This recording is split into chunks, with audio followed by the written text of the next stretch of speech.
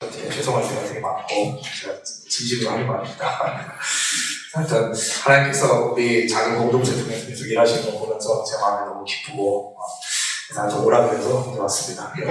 어용이가 이게 이 성이 어시라서 거부하기가 되게 힘들어요. 어명이잖아. 그냥 본능적으로 그런 느낌이 들어서 그냥 오라 그래서 순종해서 왔고, 저한테 뭘 듣고 싶으신지 제가 잘 모르겠는데, 사실, 안 말리면 저는 이제 얇고, 길게, 아주 더럽게 계속, 할 수도 있겠지만, 짧고 굵게 나누려고 노력을 해보겠습니다. 지금 앞에 나오신 분들 얘기 들어보니까, 이게 약간 우리 인간 본능인 것 같아요. 인간 본능이, 의미 찾고 싶어 하죠, 우리가. 현상들은 다 벌어지는데 이게 왜 이러냐, 왜? 의미라는 게 이제 왜 그렇게 됐고, 그리고 그게 나한테 무슨 의미고 우리한테 무슨 의미고, 그냥 그 의미 파악 상관없이 벌어진 현상은 현상 아니에요. 그냥 현상은 현상이고, 또 내가 그 의미를 깨달아서 뭐가 있든 없든 간에 그냥 상황이나 역사는 그렇게 흘러가는 거 아닙니까? 그런데 그 와중에서도 눈물이 치면서 그걸 의미 부여를 하려고 난리를 피는, 그것이 인간 아니겠는가. 철학적인 생각을 좀 해봅니다. 하다 못해 이제 5월에 내리는 비까지도 계속 의미를 어떻게든 해야 돼. 어떻게든 하려고 그러고. 그리고, 근데 이제 또 인생의 딜레마와 힘든 거는 그 해석은 또 다 달라. 오늘만 해도 지금 다 똑같이 같이 경험하고 또 같은 공동체에 있는데도 누구든 좋았던 거고 누구는 막 서글픈 마음도 올라오고 등등등.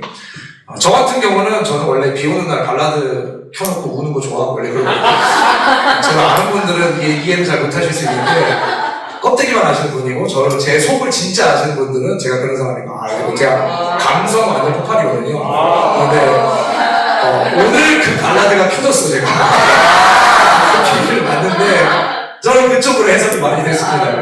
이거 얘기하면서 한푼 떴고 저도 인간의 한 사람으로 의미부여 막 하고 이제 근데 이제 이런 작은 것뿐만 아니라 사실은 우리가 다 하나님이 하시는 일도 의미부여를 하고 싶어요. 사실은. 그러니까 소위 말해서 섭리를 알고 싶다. 그렇잖아요. 내가 뭐 얘기할까 고민하다가 내가 오늘 저녁에 섭리 총정리를 할까 한번. 하나님의 섭리, 근데 건방지게 섭리를 어떻게 총정리를 해요? 그러니까 우리가 알고 하나님이 우리에게 명확하게 보여주신 것만 그런 것들, 논란의 여지가 없는 이제 그 하나님의 섭리들, 경륜들, 역사의 경륜들. 사실 그거 몰라도 그만이거든요.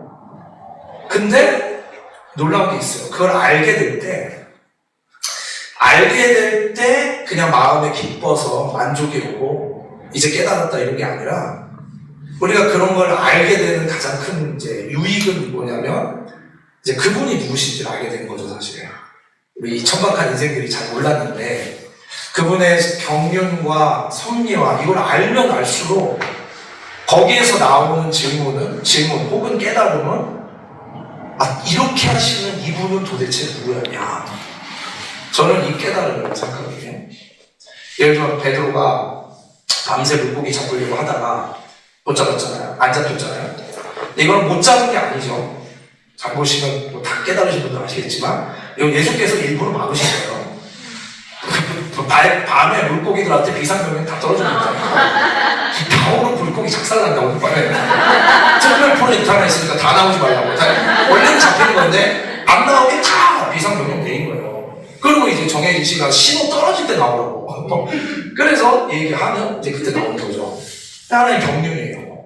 하나님의 어떤 섭리죠, 섭리. 베드로를 향한 하나님의 섭리인데, 예수님 섭리인데, 그때 사실은 이렇게 하시는, 행동하시는 하나님이 있는데, 이때 어떻게 반응하냐는 천지차이인 거예요. 그때 물고기 잡히는데 막 사람들이 어떻게 반응합니까? 다른 제자들은 물고기 배 2배에 잠기게 되는데 그것 때문에 난린 거예요. 그러니까 난리 난 거죠. 배 가난하게 생겼다고 당장을 막 난리. 근데 저는 이게 누가복음 5장 장면 아닙니까? 저 이 말씀 볼 때마다 그 생각이 들어요. 읽다 보면은 착 걸리는 구절이 이 구절이에요. 쫙 읽다 보면은 중간에 베드로가 이상한 발언을 하잖아요. 주여 나를 떠나소서 나는 죄인이로소이다. 이게 지금 무슨 맥락에서 그 말이 나오는 거죠? 근데 저는 이걸 볼 때마다 이 영화처럼 생각해요. 영화처럼 이게 막 물고기 딱 잡히니까 애들은 막 아우성 치면서 으아! 물고기 잡아야 돼! 물고기 끌어올려! 그 다음에 배 잡히게 생겼어! 그러면서 막 사람들은 나오는데 이게 사운드가 점점점 BGM이 깔리면서 이제 슬로우 비디오로 되는 거예요. 이제 점점 슬로우 비디오로 슬로우 되고 주변은 약간 다 흑백으로 바뀌고 예수님하고 베드로만 칼라 색깔. 그 다음에 이제 중요한 거는 카메라가 360도 돌아야 됩니다. 360도 돌아가면서 이제 베드로랑 예수님 계속 꼬라보고 있는 거죠. 둘이 보면서 뒤에는 이제 흑백으로 BGM 깔리고. 근데 요런 거예요, 사실. 요거예요. 제가 우습게 표현한 것 같지만 사실은 성경의 상당한 부분들이 이 방식하고 똑같은 거죠. 다른 사람들은 편상에만 싣는 거예요. 잡혀있는 물고기, 결과. 근데 베드로는 지금 보이는 게 뭐냐면 이거를 전체 컨트롤을 하고 이렇게 하신 그 뒤에 계신 이분이 누구냐가 갑자기 확 보이는 거죠, 이 사람은. 이걸로 갈라져요, 사실. 성경 잘 보면은 많은 경우가 현상에 주목하는 사람들하고 그리고 거기에 그 뒤에서 일하시는 이 하나님이 누구신지를 보기 시작하는 사람하고 갈라지는 거예요. 현상은 똑같다니까요. 근데 이걸 딱 보면서 베드로는 왜 내가 죄인이다라는 말을 하냐면 그러니까 이 예수님이 어떤 분이신지에 대한 영광이 너무 세게 들어가는 거죠. 영광, 우리 옛날에 바퀴벌레 광고, 레이드 이런 것처럼 문을 딱 닫아놨는데 문을 열기 전에 바닥에 바퀴벌레 가득. 근데 바퀴벌레인지 모르죠. 들어왔는데 밟으면 바삭바삭 소리 나고 그 다음에 뭐 더럽게 가겠습니다. 막 국물도 나오고 뭐야 이게. 근데 레이드라 그러면서 이제 문 열고 화면을 다 보이잖아요. 이게 다 뭐야 다 바퀴벌레였잖아. 근데 뭐 다 주님 회심의 경험, 주님을 만났던 경험이 있으신 분들 무슨 얘기 다 아실 거예요. 나는 똑같은 것 같고 다 똑같은데 이게 비추이는 영광의 강도가 달라지는 거예요. 비추이는 영광의 강도가 강하게 딱 들어오니까 실체가 다 보이는 거죠. 그다음부터 이 더러운 실체들이 다 보이는 거예요. 그러니까 하나의 인간으로서 그 강한 영광이 들어올 때 반응할 수 있는 반응 패턴이 딱 하나밖에 없는 거죠. 베드로가 했던 그 패턴. 내가 죄인입니다. 날 떠나주시오. 떠나는 얘기가 아니죠. 나 너무 더러우니까 이 영광하고 공존하기가 어려우니까 이렇게 창피하고 부끄럽고 이 영광에 감당할 수 없는 사람이고 그러니까 멀리 떨어지시라고 당신은 엄청난 영광이 보이니까 그전에도 같이 있었고 베드로는 이걸 잘 보면 예전에도 경험이 있어요. 예전 봤던 적이 있어요. 근데 이날 완전히 이제 무너진 겁니다. 이제 이날 이게 중요합니다. 저는 이렇게 생각해요. 저는 뭐 하나의 철학적 인간으로 저는 이게 가장 중요한 것 같아요. 좀 죄송한 얘기인데, 그러니까 단기팀 갔다가 왔을 때 가장 저질 간증이 뭐겠습니까? 현상. 몇 년 전도했다고. 몇 년 전도했고 이렇게 반응했고 이게 좋았고 이게 좋았고 나쁜 말은 아닌데 근데 그냥 물고기 잡고 계신다고 지금요. 근데 그게 핵심이 아니거든요, 사실. 근데 이건 우리 삶 전체에 적용되고 하는 얘기죠, 사실. 그러니까 이분이 누구시냐. 근데 이분이 누구신지를 알 때 이런 이제 기적이나 어떤 현상도 포함되고 가장 모르겠어요. 저는 가장 강력한 게 뭐냐면 하나님이 역사 속에 자신을 계시하는 거예요. 역사 속에 자기를 드러내시는 방식들이 있었거든요. 그게 뭐냐면 이분이 계속 계획하고 예언을 하시고 그 예언을 성취하면서 많은 일들을 하셨다는 거죠. 계속. 그러니까 이분의 경륜, 이분의 섭리 이런 것들이 사실은 뭐 제2의 제3의 밤새 물고기 잡다가 주여 나를 떠나소서 고백하는 이런 사람들이 되는 것 같아요. 저도 이제 중동에서 이제 오래 있었지만 제가 뭐 시간이 지나면 지날수록 저한테도 보이는 게 이러더라고요. 이제 이분 누구시길래 이렇게 행하시나. 저는 이게 되게 중요하다고 생각합니다. 왜냐하면 결국 우리가 그분을 볼 거예요. 이 모든 영광의 그 끝에 결국 그분의 그 영광을 볼 거고 거기에 반응할 수 있는 건 사실 이런 것밖에 없는 거고 아십니까? 그렇게 생각하면 오히려 또 이분이 가지신 이런 역사의 경륜과 섭리에 아까도 누가 고백해 주셨지만 껴주시는 게 오히려 좀 너무 감동이고 껴주시는 게 제가 오늘 이 발라드가 클릭 저도 됐던 거는 이게 껴주시면 감사하고 하나님 하신 일들이 있는데 뭐 제가 중동에서 시작할 때도 똑같았고 하나님 그냥 껴주시는 개념이었고 저는 뭐 이렇게 잘 몰랐고 의도한 것도 아니었고 그냥 이렇게 막 하나님의 파도에 이렇게 쓱쓱쓱 쓸려가는 것 같았는데 가다 보니까 이게 하나님의 작정, 경륜, 정확한 때, 또 정확한 사람들 하시는 거야 하나님이. 근데 그게 안 보이는 채로 우리가 발을 일단 내딛는 거잖아요.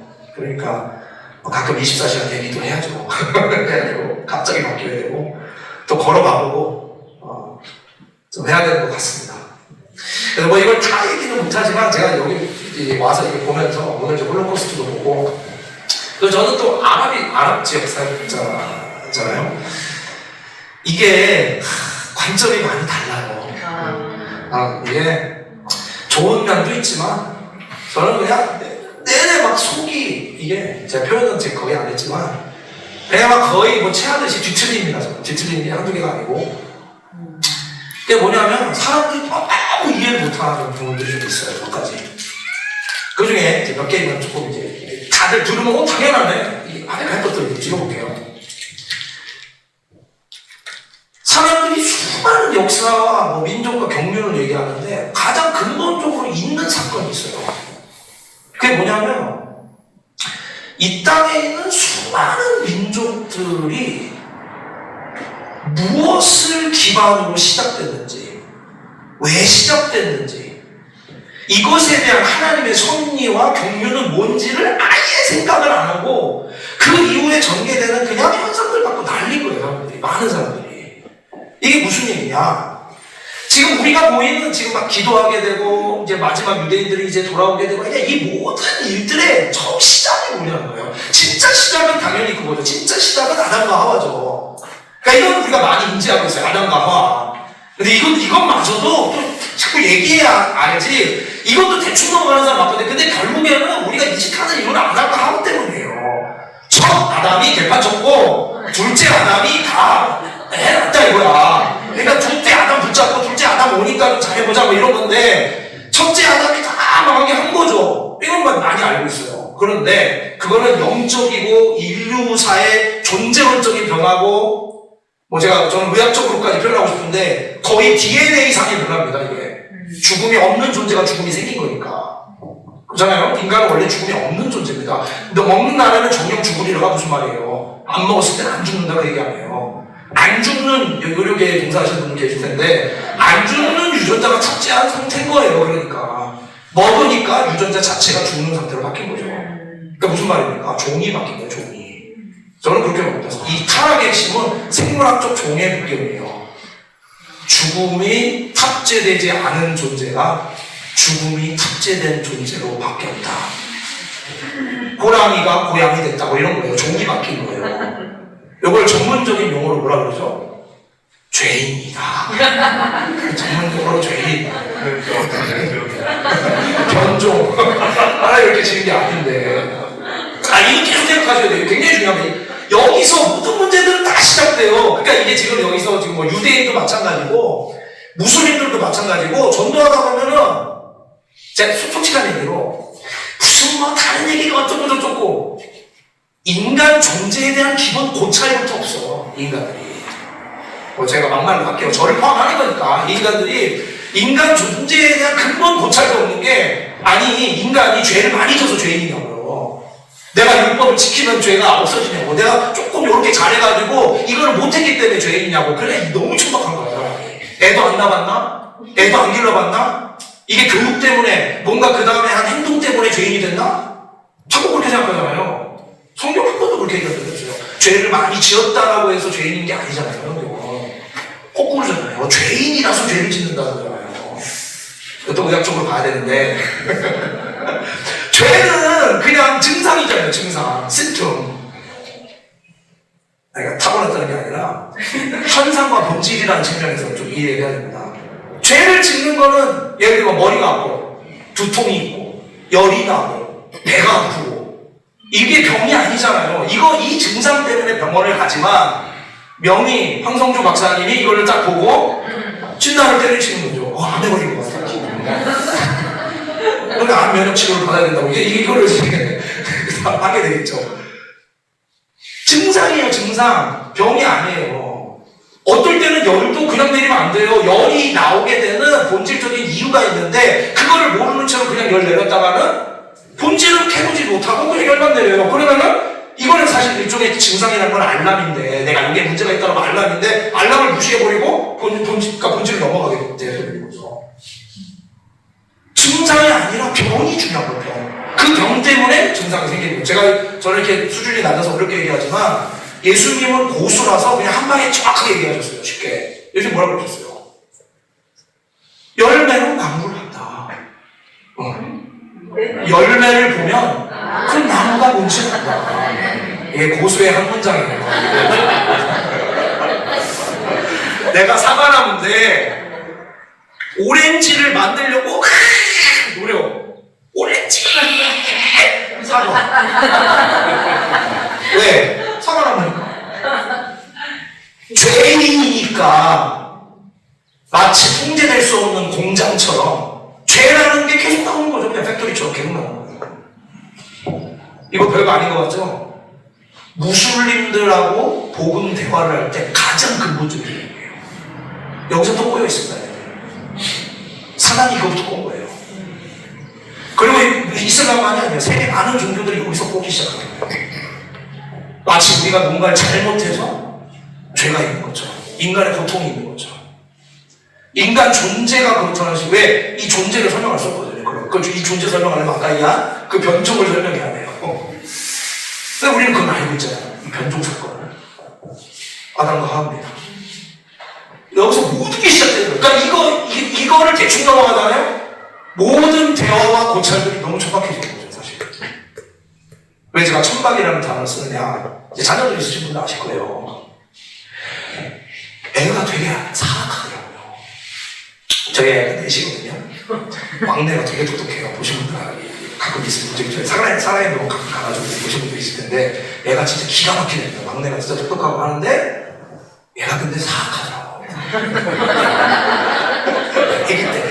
분명히 안 가르쳤어. 분명히 안 가르쳤는데, 얘는 상황을 다 파악하고 알고 하다가, 뭔가 자기가 잘못한 거 알면은 걸려요. 걸리면 웃거든요. 근데 그 웃을 때, 그 사탄의 인형 웃음 그런 거 아시죠? 그러니까 자기도 이미 알고 있어. 너도 알고 나도 알고 네가 아빠가 알고 있는 걸 너도 알고 있고 이거를 그 몇 초 사이에 다 이게 눈빛으로 오가는 거죠. 너도 알고 있는 거야. 이건 고범죄야. 실수로 한 게 아니라 얘 알고도 범죄한 거야. 얘. 근데 나는 이런 식의 행동을 절대 가르친 적이 없거든요. 근데 그 얼굴 표정에 웃음이 나랑 너무 똑같아요. 제가 범죄 일어날 때는 너무 비슷해가지고 그냥 보면서 생각하는 거예요. 야, 이 공자다, 공자. 죄공자다, 죄공자. 근데 내가 뭐라 그럴 수 없죠. 왜? 내 유전자가 안 거잖아요. 그러니까 부모는 안 되죠. 안 되는 거예요. 못 이겨요. 왜? 어차피 부모 유전자가 가지 않잖아. 내가 니를 그렇게 가르치지 않았느냐? 유전자가 갔어요. 교육인데 결국엔 뭐라 그랬다가 내가 가서 나는 우는 거예요. 그러니까 유전자 이게 누구한테 말할 게 아니고 내가 그 짓 하던 인간이고 내가 맨날 뭐 우리 아내도 똑같고 우리 아내랑 막 싸우다가도 애들 모습을 보면서 형제 모습 속에 보이는 내 마누라 모습 완전 똑같아요. 보면은 뭐 힘들 때도 있고 또 어쩔 때는 저는 좀 긍정적으로 감사 쪽으로 가겠습니다. 네.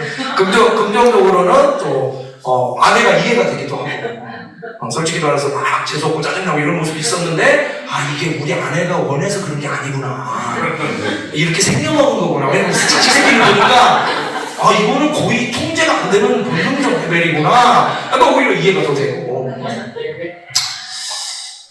다 뭐예요? 이 고대 사건이에요. 여러분 우리가 별거 아닌 것 같지만 우리는 이거 믿는 사람들입니다. 고대 사건에 의해서 현재가 통제당하고 있다. 그거 아니면은 비록 때려치생집니다. 아니 우리 모든 내용 다 그거예요. 첫 아담 때문에 죽음 들어갔고 둘째 아담 때문에 생명을 시작했다는 거예요. 고대 사건이 지배한다는 거예요. 그리고 그 지배력의 본질적 경향과 강도와 범위가 언제 더 강해지냐면 고대로 가면 갈수록 더 세지는 거예요. 그러니까 범위는 훨씬 더 익스텐시브해지는 겁니다. 고대로 가면. 그러니까 제일 범위가 넓고 본질적으로 깊은 게 아담 하와 거죠. 그러니까 뭐가 해석이 안 된다. 거기로 돌아가야 되는 거예요. 우리는. 이걸 안 들어간다? 천박한 인생이다. 무슬림들이나 이쪽 소위 말해서 유일신교 배경이 있는 이 사람들은요, 불교 배경이라든가 무신론 배경 되게 우습게 보는 사람들 많아요. 진짜 종교가 센 사람들. 왜냐면 요 천박함에서 벗어날 수 없다는 거예요. 이 사람들은 고대의 기원과 그 지배를 무시하는 사람들이에요. 딴 사람들은. 그래봤자 현대에 개발된 지금 우리 안에 전개되는 그런 이런 현상들, 이야기들만 갖고 얘기하는 그런 천박한 인간들. 진짜 깊이, 진짜 심도 넣어서 오냐? 돌아가라. 처음으로 돌아가라. 요게 센 거예요. 제가 지금 30입니다. 민족들이 어떻게 생겼냐? 민족들이 어떻게 생겼어요?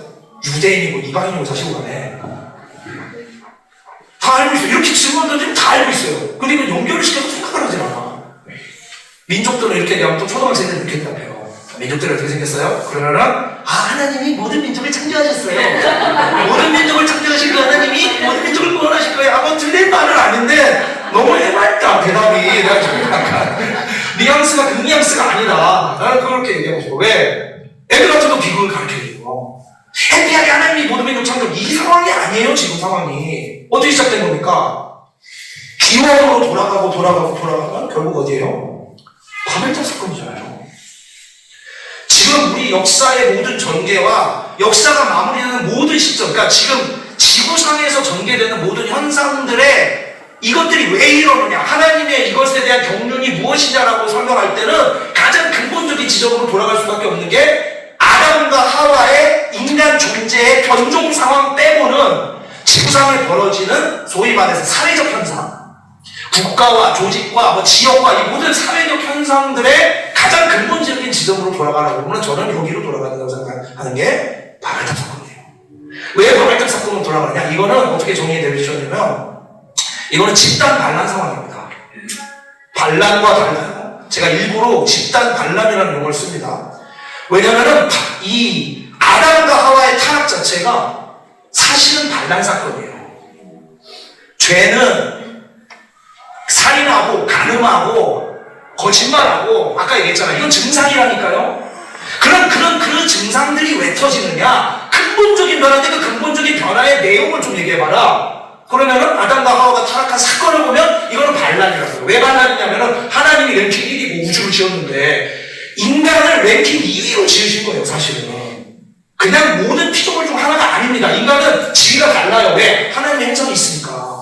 하나님의 형상이 있으니까 통치자니까 생육하고 번성하여 다스려야 될 통치자적 지위를 갖고 있으니까 이건 레벨이 다른 거예요. 근데 그 밑에 많은 피조 세계가 있는데 그러니까 이 아담과 하와가 엄청 통찰력이 있으니까 하나님이 일부러 동물들 데리고 오면 이름 지으라고 그러잖아요.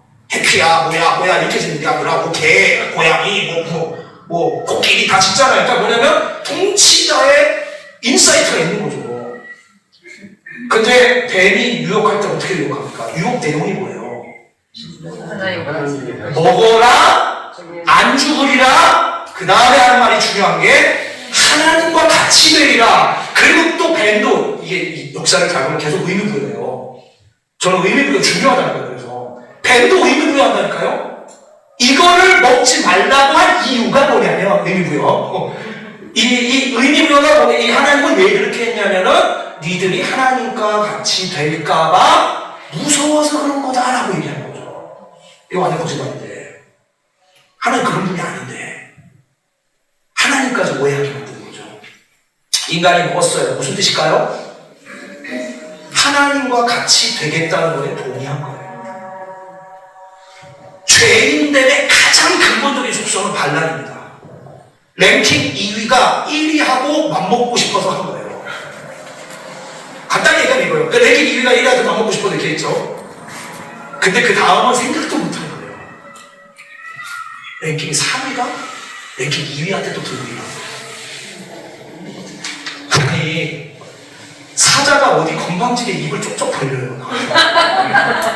아담이 내가 이름 좀, 어디 입을. 근데 벌리잖아요, 이게 와가지고. 먹어버리잖아. 반란! 왜 반란하느냐? 랭킹 2위, 네가 반란을 해서 따라하는 거예요. 이게 피조세계의 완전 전면적인 박살의 핵심입니다. 그러니까 인간이 반란이 시작하니까 다 깨지기 시작하는 거예요. 그래서 이 로마서 8장에도 그런 표현이 나오는 거예요. 하나님의 아들들의 나타남을 온 피조세계가 고대하고 있다고. 지금 탄식하고 있다고. 그게 뭐냐면 우리 때문에 망했다 이거예요. 우리가 회복돼서 나타나기를 갑자기 바라고 있는 거예요. 피조세계도. 자, 반란입니다. 근데 바벨탑 사건은 또 달라요. 이거는 제가 여기다 한 단어를 더 넣은 게 뭐냐면 집단 반란 사건입니다. 집단 반란은 뭐냐면 개인적으로 하는 게 반란이가 아니라 이건 뭐냐면 소위 말해서 정치 동원이에요. 정치 동원. 사람들 사이에 모여가지고 야 이거는 나 혼자서 반란할 게 아니라 이거 하자 이렇게 하자 이렇게 하자 이렇게 하자라고 말할 때는 항상 뭐가 있냐면은 사람들을 동원하는 사상과 이데올로기와 모토가 있어요. 여러분 그래서 바벨탑 사건은요 사람들을 동원하는 프로젝트로 이해해야 됩니다. 제가 왜 이런지 이것도 설명드릴게요. 프로젝트로 이해해야 돼요. 사람들을 동원하는. 바벨탑 사건은 그러니까 무슨 말이냐면 모토가 있었다는 얘기예요. 여러분 바벨탑 사건의 모토가 뭡니까? 아니 약간 표현은 달라. 하나님과 같이 되자는 저 아담과 하와 모토야. 더 선배님들의 모토고. 흩어짐을 면하자. 흩어지지 말자. 흩어지지 말자. 또 하늘에 닿자. 또 그래서 없이 살자. 표현이 약간 아쉬워요. 예. 없어도 된다. 뭐 비슷한 얘기인데 약간 아쉽습니다. 동등 뭐라 그랬냐면 회의 좀 해주세요. 진심은 다 통했습니다.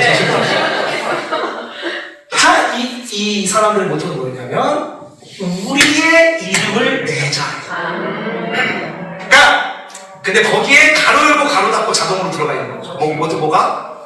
하나님 대신에 하나님의 이름 대신에 인간의 이름을 내자. 우리를 잘 유명하게 만들자. 우리를 알려지게 만들자. 그래 뭐 그 흩어짐을 면하자도 있지만 어쨌든 인간의 우리 이름을 내자. 인간은 위대하다. 인간의 이름을 내자. 인간을 유명하게 하자. 오늘날로 번역해서 비슷하게 표현하면 뭐가 있어요? 정확하게 똑같이 얘기할 수 없지만 휴먼이 대단하다예요. 휴머니즘이에요. 바벨탑은 휴머니즘입니다. 인간 중심이에요. 가로 열고 뭘 거부한 거냐? 이 신중심, 하나님 중심 거부. 즉, theism, 신본주의, theism을 거부하고 인본주의로 시작하는 거예요. 근데 이게 왜, 근데 이게 제일 중요한 게 뭐냐면, 인본주의로 집단 반란으로 막 시작해서, 이게 하나님을 대적하는 지구상에서의 모든 집단적인 움직임을 해석하는 가장 근본적인 원형입니다. 저는 그래서 인간 역사를 어떻게 보냐면, 이 바벨탑 사건의 이 집단 반란의 정신, 집단 반란의 프로젝트가 각 국가로 들어갈 때 변형을 하는 거예요. 유럽으로 들어가고, 러시아로 들어가고, 중국 지역으로 들어가고, 한국으로 들어갈 때마다 그 지역의 형태의 걸로 변신을 하는데 내용에 깊이 들어가면 결국에는 다 인본주의예요. 예를 들어볼까요? 불교. 여러분, 불교가 뭐예요? 불교는 별로 없죠. 예, 이거 좀 우리 뭐 축복할 때 약간 조심해 잘해야 되는데 경계를 살짝 잘해야 돼요. 뭐 형제님 대단하십니다. 가능성이 높습니다. 막 이런. 근데 거기에 약간 십자가를 살짝 묻혀야 되거든요. 근데 더러운 죄인인데 막 이것도 들어가면서 이제 축복을 하는 건데 여기는 그게 아니잖아요. 우리들의 속에 포텐셜 쩐다, 엄청나다. 포텐셜이다. 근데 어때 있는데 이거 끌어올려. 이 포텐셜 끝까지 끌어올려 해서 폭발! 이게 해탈인 거예요. 이거는 아예 대놓고 뱀이 얘기한 그 멘트예요. 아예 하나님과 같이 되라는 거예요. 아예. 가능성이 높으니까. 인간 세상은 고뇌이지만 포텐셜이 더 쩐다. 된다. 불교. 이슬람교? 여러분 이슬람교는요 사람들이 이것도 잘 모르더라고요. 이슬람은 사람들이 신본주의라고 생각하거든요. 이슬람 껍데기 많은 사람. 이슬람은 강력한 인본주의예요. 왜냐? 이슬람에서는 하나님이 참 넓다고 가르쳐요. 알라 하나님 같은 표현입니다. 이슬람에서 참 멀리 계시대. 절대로 우리 안에 들어오시지 않아요. 멀리 계셔. 그럼 멀리 계시면 뭐가 문제냐? 멀리 계셔가지고 인간한테 뭘 요구하냐? 이슬람에서는 인간한테 거룩함을 요구하지 않아요. 그래서 이슬람에서 거룩이라는 단어를 이게 여기 예루살렘의 아랍어 표현이 알꼬두스거든요. 꼬두스가 이게 거룩이라는 뜻이에요. 그러니까 이게 더 홀리니스예요. 거룩한 플레이스라는 뜻인데 이 거룩이라는 단어를 인간한테 쓰잖아요. 이거 신성모독이에요. 이슬람에서는 그 거룩이라는 단어는 신적 단어지 인간한테 쓸 수 없는 표현이고 그 인간한테는 뭐를 하느냐 그냥 어떤 이슬람의 그 아랍어 표현이 있거든요. 그냥 어느 정도의 그 뭐 퓨어한 상태 약간 깨끗한 상태 그 정도가 최선이라는 거예요. 근데 그거를 하나님도 이슬람의 하나님도 좋아하신다는 거예요. 응원하신다는 거야. 왜? 인간이니까. 너희들은 신이 아니니까 우리는 인간이니까 이 정도만 할 수 있겠죠. 그렇지. 왜? 인간이니까. 나는 어떤 신이냐면은 너희의 인간됨을 이해하는 신. 자, 한마디로 얘기해볼까요? 신의 지지를 받는, 하나님의 지지를 받는 인본주의예요. 이걸 박수 쳐주는 거예요. 그러니까 얘네들은 몇 가지 율법적인 행동 갖고 해결이 된다라고 착각하고 있는 거죠. 뭐 조금 요거 해보고 저거 해보고 왜냐? 그만큼 깊지가 않은 거예요. 왜? 목표가 거룩도 아니고 처음부터. 근데 우리는 알잖아요. 그냥 출애굽 나오자마자 첫 번째 멘트잖아요. 내가 거룩하니 니들도 거룩. 내가 완전하니 너희들도 완전이야. 안 돼? 다 시체. 오늘 홀로코스트. 저 계속 울면서 들었어요. 저도. 근데 이게 눈물 나오니까 광야 시체는 생각 안 나요? 이거 600만? 모세도 못 들어갔어요. 광야에서 시체에서 모세도 못 들어갔습니다. 너도 못 들어갔다. 노아 왕조는 생각 안 납니까? 아예 전 인류를 쓸어버렸는데 8명 빼고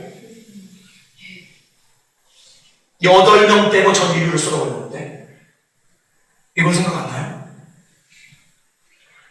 그래도 그게 사탄이 한 겁니까? 하나님이 하신 거. 왜 생각을 안 하나? 이게 그렇게 눈물 난다면 이거는 왜 눈물이 그렇게 안 날까요? 그야말로 다 쓸어버려. 왜냐면 이게 거룩 문제라서 그래요. 거룩. 핵심은 거룩 문제예요. 그러니까 하나님은 우리한테 그걸 요구해. 근데 우리는 그게 안 되잖아요? 그러니까 그냥 당신이 대신 죽어주셨고 그냥 그 피 붙잡고 살아라 이렇게 간 거죠. 우리는 근데 그렇게 살게 되는 건데 그러니까 우리는 맨날 기도하면서 어떻게 합니까? 우리 안에 들어오시자 그러잖아요. 아까도 뭐 거기서 기도하는데 예루살렘에서 나한테 기도에 많은 내용들이 있지만 어쨌든 들어오시라 이거야. 우리 안에 펜테코스탈 핵심이 뭡니까? 들어오시라 이거야. 좀 세상말로 얘기하면 신접입니다. 신접. 들어오셔야 돼. 여기 밖에서 계셔서 내가 막 마음에 너 믿음으로 노력하고 이거 갖고 안 돼. 들어와야 돼. 근데 우리 맨날 그거 기도하잖아요. 근데 저는 이거 알고 기도하나 모르겠는데 그게 그렇게 좋은가? 웃는 분들 약간 이해하실 것 같아서 그게 그렇게 좋아요? 아니 고등학생한테 물어보세요. 아버지가 고등학생 방에 들어가서 내가 하루 종일 너와 거하리라. 그 방에 들어가서 아침부터 저녁까지 계속 너와 더불어 먹고 너와 함께하고 내가 영원히 너와 함께하고 너는 내가 너는 너와 내고 아버지가 그렇게 얘기하면 애가 뭐라 그러냐? 아빠 뭐 하실 얘기 있냐고. 빨리 하고 가시라고. 그럼 아버지 나가야 자기 하고 싶은 거 하죠. 우리 그거예요. 뭐라 이거 뭐냐? 내가 하고 싶은 거 끝난 거예요 사실은. 근데 이 이슬람은 뭐예요? 안 와. 아빠 안 오겠다. 아예 작정을 해. 나는 집에 들어가는 아빠가 아니다. 아예 작정을 했어요. 그러고 니들 인간이니까 적당한다. 그러니까 뭐예요? 잘 생각해보세요. 이거 인본주의예요. 그래서 여러분 이슬람을 잘 들어보잖아요. 이거 무슨 뭐 테러 종교고 사람을 억압하고 진짜 너무 겁겁대기만 갖고 그러시는데 이슬람 사람들도 들으면 억울합니다. 이슬람 내용 보잖아요. 되게 인간적인 것도 많아요. 그러니까 되게 좀 현대적인 인권의 문제에서 좀 아닌 것도 있죠. 당연히 있지만 전체적으로 봤을 때 괜찮네 생각보다. 저희 아내가 뭐라 그러냐면 저희 우리 재능방송에서 아시는 분들 많이 계시는데 이건 진짜 저한테 10번 들어오게 했어요. 자기가 예수 안 믿었으면 자기는 무슬림이었을 거예요. 너무 좋대. 시간 맞춰 딱딱기도 진짜 좋아요. 시간 맞춰 딱딱기도. 그 다음에 이게 웬만큼의 종교적인 성취감은 장난 아니에요. 이거 해보신 분들만 알아요. 이걸 모르시다 너무 성경 안 읽으셔도 그래. 이게 딱딱 어떻게 해가지고 이렇게 딱 규모 있게 하는 이 삶과 이런 게 굉장한 안정감을 줘요. 그리고 신도 응원하고 그 정도는 나도 인정하고. 근데 그런 게 아무 의미가 없는 이유가 뭡니까? 우리 알잖아요. 그렇게 한다고 우리 근본 반란이 없어지는 게 아니라 인본주의예요. 유럽식 인본주의는 천박한 겁니다. 수준이 낮은 거예요. 왜? 그냥 신을 죽여버렸잖아요. 신을 없는 무신론 같은 인본주의는 오히려 조금 수준이 낮은 게 조금 시간 처음에는 막 멋있게 해. 이 신은 없어 다 죽여버려. 그리고 인간 막 하는데 처음에 멋있거든요. 분위기 쩔어. 좀 있으면 외로워서 힘들어요. 외로워서 뭐 인간은 우리가 기대해야 되는데 불확실성이 많고 막 기대해야 다 죽여버렸잖아. 없으니까 이게 조금 그래요. 그러니까 이게 지금 이슬람적 인본주의랑 상당히 업그레이드 버전 인본주의거든요. 안정감도 준다니까요. 어느 정도 안정감도 주고 인간은 어느 정도 맘대로 할 수 있고. 그러니까 예를 드는 거예요. 제가 예를 드는 거예요. 계속 들어가잖아요. 결국은 인본주의예요. 다. 하나님 대신에 이게 핵심 키워드라고요. 하나님 대신에 인본주의로 시작해. 그래도 그거를 이게 또 프로젝트인 게 중요한 게 뭐냐면은 다 같이 우리가 보다 보니까 서로 눈이 맞아가지고 어이구 하나님 대신에 우리 인간의 이름을 높여야 되겠네. 하나님 대신 인간을 높여야 되겠네. 이렇게 한 게 아니라고요. 뭐냐? 어떤 놈이 선택한 거예요. 이게 사람의 인생을 보면은 항상 얘네들은 저절로 이렇게 되네요. 이스라엘 사회를 보면서 1948년부터 지금 계속 쫙 된 게 있는데 이렇게 해서 70년이 지나고 60년이 지났더니 이렇게 됐네요. 아이고 순진들 하시라. 어떤 놈이 한 놈이 있어요. 여러 가지 요소가 결합되어 있지만 어떤 이데올로기와 사상을 갖고 사람들을 설득한 사람들이 있다고 핵심적인 사람들이 있어요. 여기에. 이거를 무시하고서는 역사가 안 보이는 겁니다, 사실은. 근데 이게 어디서부터 시작되냐면 바벨탑도 시작한 놈이 있어요. 자, 증거가 뭐냐? 거기에 그런 말을 했다가 아니에요. 그 다음 하나님의 대응 방식 때문에 이게 증거예요. 대응 방식이 충격적이에요. 하나님이 어떻게 됩니까? 하나님이 완전 비상이 벌어졌어요. 그래서 여러분 성경 전체 내용에서 하나님이 자기 존재가 직접 땅에 내려와서 인간이 하는 어떤 일에 개입한 거 있으면 얘기해보세요. 심지어 아담 하와 그 선악을 알게 하는 나무의 열매를 따먹는 순간에도 개입을 안 했는데 하나님이 그렇게 하시는 분이 아니라 선지자를 보내시잖아요. 메신저를 보내시잖아요. 당신이 오셔서 십자가에 저주를 받으셨지 인간이 하는 일에 직접 내려가서 내가 직접 개입하자 이게 있냐고요. 성경에서는 두 개밖에 없어요. 뭘까요? 바벨탑 사건하고요. 예수의 재림입니다. 신의 직접 개입, 인간 역사에 대한 직접 개입, 요거밖에 없어요. 근데 이게 그 사건 중에 하나라고요. 그 두 방에, 거대한 두 방에 하나님, 이게 뭐냐면 하나님이 완전 초비상이 걸린 거예요. 이거 뒀다가는 큰일 난다. 그래서 하나님이 직접 내려오셔서 이 프로젝트를 하나님이 깨시잖아요. 근데 깰 때 방법이 뭡니까? 언어를 깨잖아요. 이게 증거예요. 왜 언어를 깨요? 벽돌 만들었는데 거기다가 역청 갖다 붙였는데 기술력을 박살내는데 손가락을 다 잘라버리세요. 손만 잘라도 돼요. 별종 손 없는 DNA 어떻다는 거 하면 되잖아. 하나님 딱 정확하게 하나님의 진단이에요. 이거 토달지 마세요. 하나님의 진단이에요. 이들의 언어가 하나이기 때문에 이렇게 했다. 무슨 언어를 썼을까? 아무도 모르죠. 우리는 한국어를 썼다고 믿고 살면 될 거.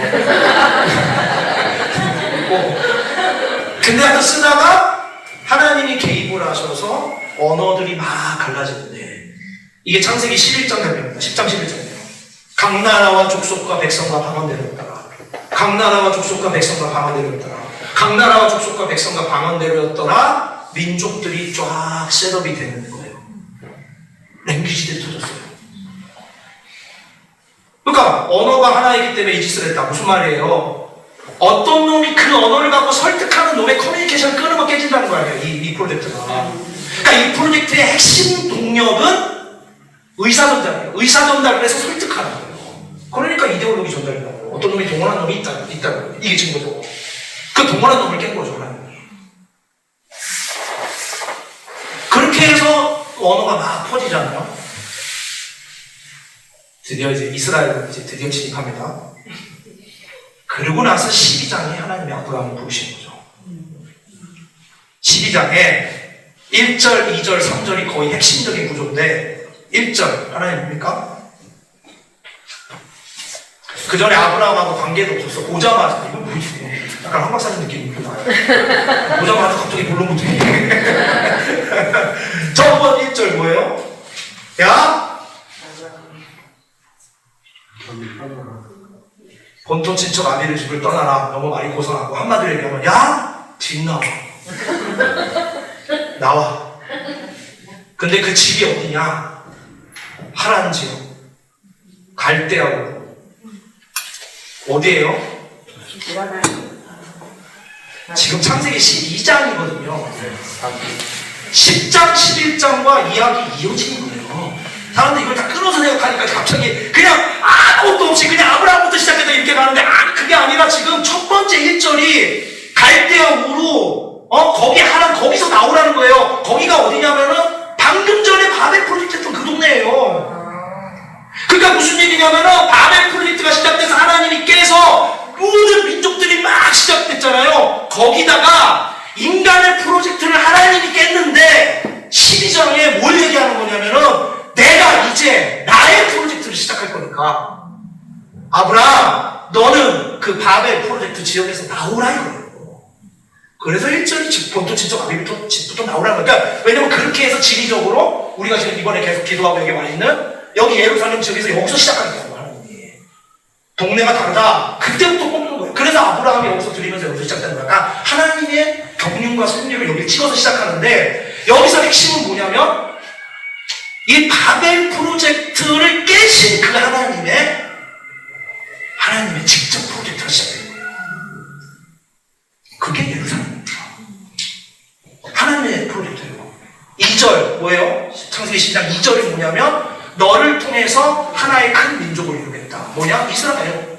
그래서 아브라함의 하나님, 이삭의 하나님, 야곱의 하나님 12명 돼가지고 뚝뚝대고 그가 이스라엘의 태동인 거예요. 3절 뭐냐면 너 그 민족을 통해서 이스라엘이라는 민족을 만들 건데 그 민족을 통해서 모든 민족을 복받게 만듭니다.